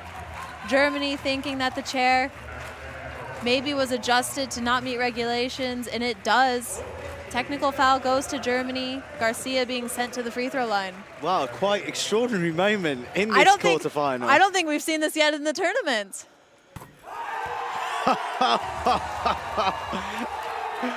Garcia, however, needs to be careful not to get cocky right now towards the German bench. The players on the court have already been giving one warning for their language to each other. Wow, the Ariake is alive and well with hostility at the moment after that challenge from Germany. Spain looking to punish Germany further. Really remarkable challenge from the German team, perfectly within their rights to do so, but it has emboldened Spain and the atmosphere within here. And that will be another foul called on number 5, Daniel Sticks, on the shot for Bieniek. He will be sent to the free throw line. He is currently only shooting 33%. This is his first time at the free throw line, and this is a chance for Bieniek to have 2 wide open shots to help him try and find his rhythm here in the last 5 minutes of the game. Well, despite a DJ malfunction, Bieniek hits it with perfection. Bullseye focus by Bieniek. And again, the players raising their game as we enter the final 5 minutes of this match. Spain leading by 3, just enjoying an awesome game with so much going on. And that man, with extra fire in his belly, he points to the German bench once again, who moments ago challenged his chair height in an attempt to see him excluded. And with temperatures rising, errors are being made even by the highest caliber players on the German side. The pass just going too high and out of bounds, out of reach of Alex Haluski. Well, it's going to be fascinating to see how Garcia responds after that chair challenge. And that's all you need to know. Wow, what a couple of possessions here by Garcia. I mean, the whole game he has been present, and now he is just under fire.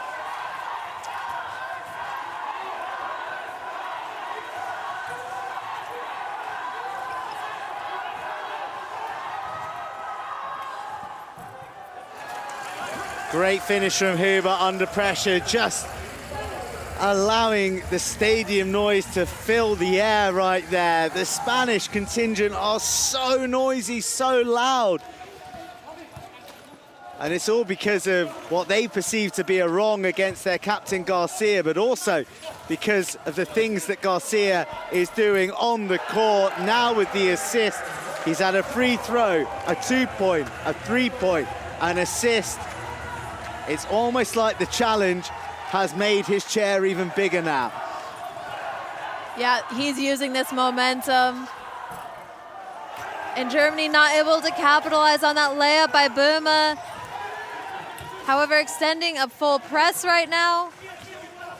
Well, Garcia under pressure to get the ball out of his half of the court. Ruiz, who was superb in the first half, is now on to offer another shot-scoring threat.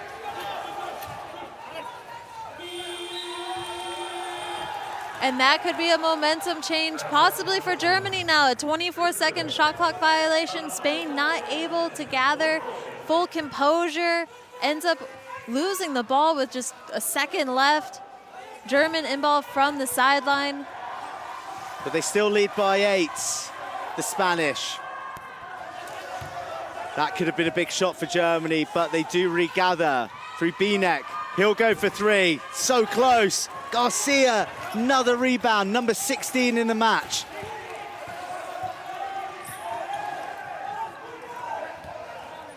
If Spain do it, this will surely be remembered as Asier Garcia's game.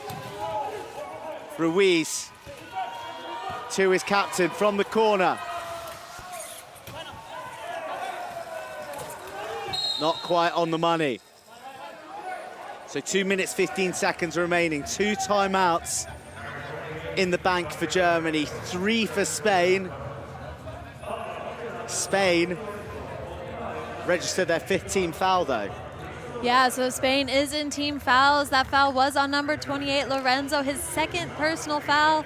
However, still sending Bieniek to the free throw line for 2 shot opportunities.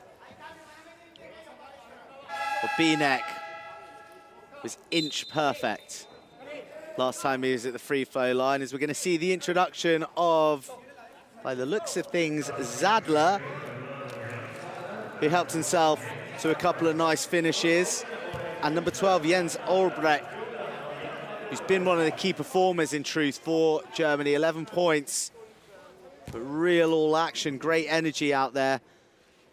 Binek needs to settle. Yeah, this lineup that Germany just put on, it's their mid-pointer lineup, having 4 3.0 players and a 2.0 player, and it's definitely kind of their run-and-gun lineup, their press lineup, their speed. Second time of asking, through the hoop. Lovely from the free throw line. Garcia, a lot of traffic in front of him and dispossessed. Took his eye off the ball, Binek. He'll look for Zadler, who's swooping around the back of the court. They change tack, they'll go for three. They won't get it. Ruiz. Garcia is doing everything, even toppling before offloading to Zarzuela. Spain has decided to stop the play so Garcia can get up without losing additional time off the clock. They will have 14 seconds remaining. Well, that's the importance of Garcia. They don't want to play a second without this guy. No, and he is a player that can get up on his own. However, he does need a second, and this gives Spain a little more time to have some composure. Wow. There was a hint, just a hint, of a steal coming up there for Germany. But Sticks managed to nip in there first, and he manages to milk the foul as well. 14 seconds back on the clock. And that foul will be on number 13, Thomas Böhme, his first personal foul. The team is now in team fouls, so every foul committed will send Spain to the free throw line.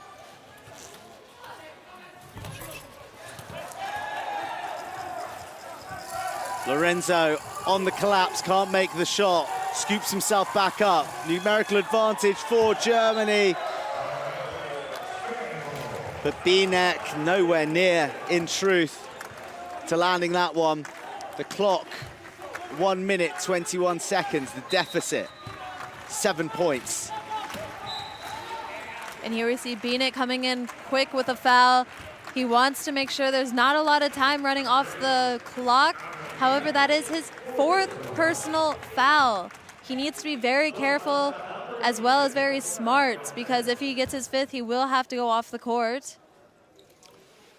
Well, high risk fouling now from the German team in an effort to halt the clock.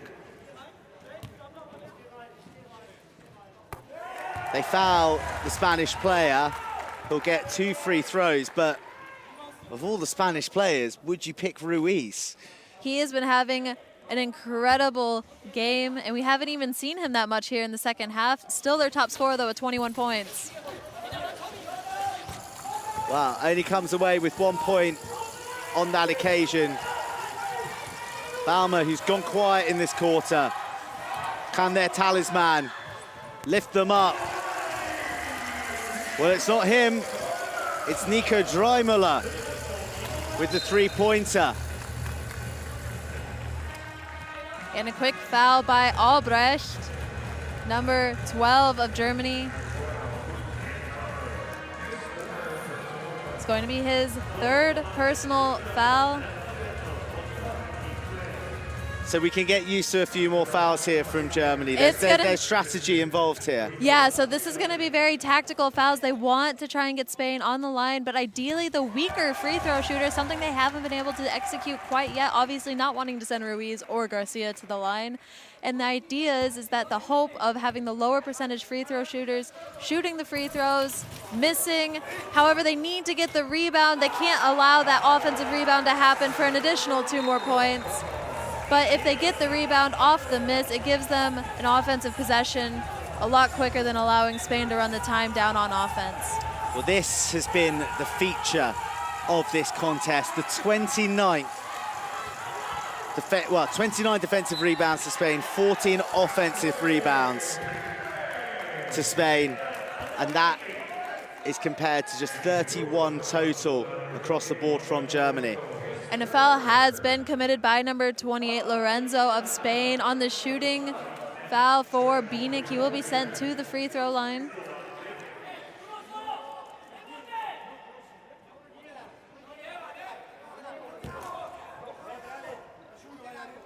Three-point attempt here. And he sinks it. He has been good from that line, hasn't he, Bieniek? But as you well pointed out, currently on 4 personal fouls, so any more indiscretions from him in the last 55.3 seconds will result in us saying farewell to him. And that's a player that Germany really needs to have in crunch time on the court. That last foul going to Nico Dreimüller, his 2nd personal foul. But again, Ruiz, not the player they want to have at the free throw line. They do want to try and foul quickly to save time on the clock, but Spain being able to capitalize on these opportunities.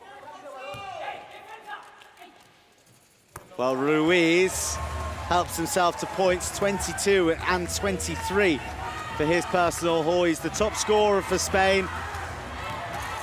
Germany need to score quickly. They're going to go from range.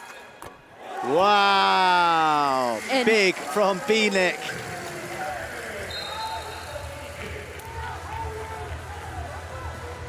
Again, another foul from the Germans, again on Ruiz, who is one of Spain's marksmen.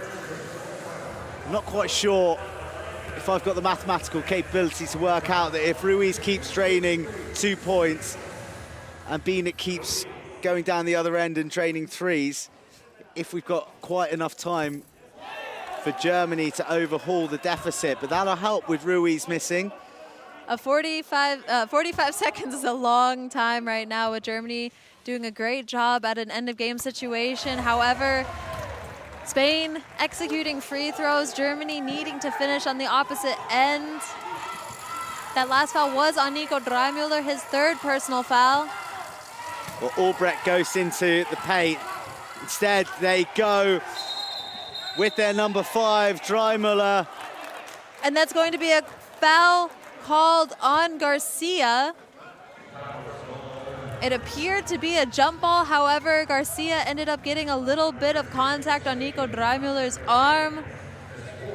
That will be Garcia's 4th personal foul. Well, Garcia, with the look of sheer disbelief to the officials. They got everything right so far today, so no doubt about it. Back to pretty even free throw statistics. For the first time in a long time, it's not Bieniek, it's Dreimüller, 2-point classification player. Currently shooting 50% from the free throw line. Ooh, roundhouses it in. 1 from 1.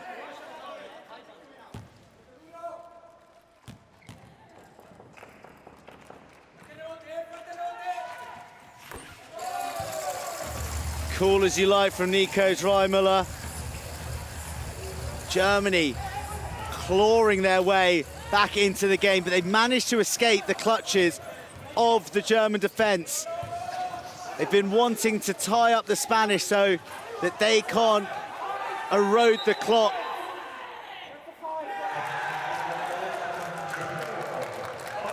They successfully wind down 10 seconds on the clock, but it cost them a violation. Yeah, so that is going to be a violation on Spain given, actually. So the player held the ball for more than 5 seconds. Nikolai Zeltinger was quick into the referee's ear, saying he hasn't dribbled, he hasn't passed, he's held the ball for more than 5 seconds. It's going to be a violation on Spain. German ball coming out of the timeout.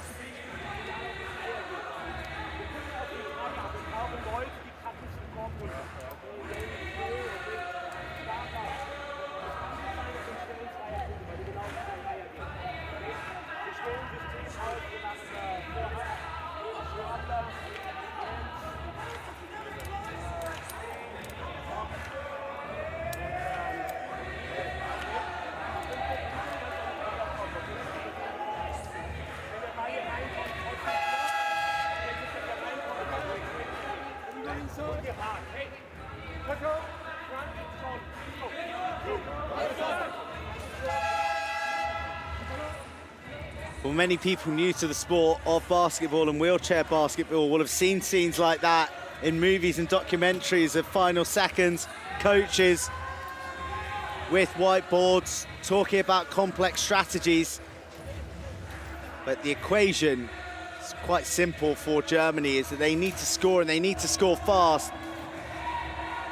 But the pressure is on Spain, who've seen their lead whittled away. They'll go through Baumer at the top of the key. Zarzuela makes things difficult. Germany, this is the shot. And not quite there, Garcia mops it up. Zarzuela to Garcia. And Binek gave himself an all or nothing shot at the end. He couldn't quite hit the basket. Absolute heartbreak to the Germans right now. They were hoping to make their first semifinal appearance since 1992. Spain are the winners here. They defeat Germany in a thriller, 71-68.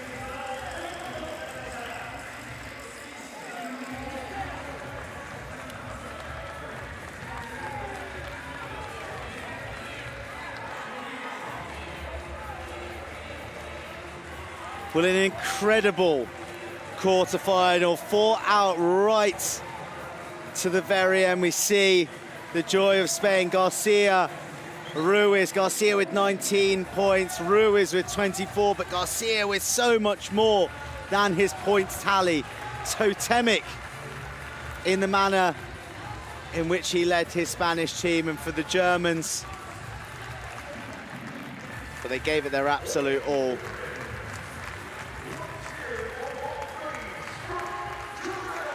So that's how it all ends up. And you've got to look at the rebounds. 44 for the Spanish to the Germans, 31.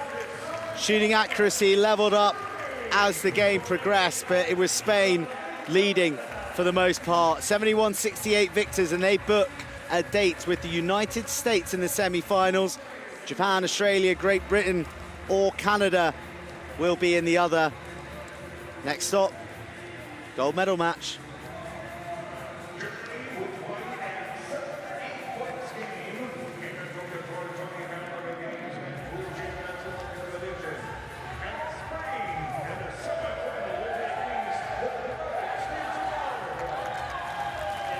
Jubilation for the Spanish.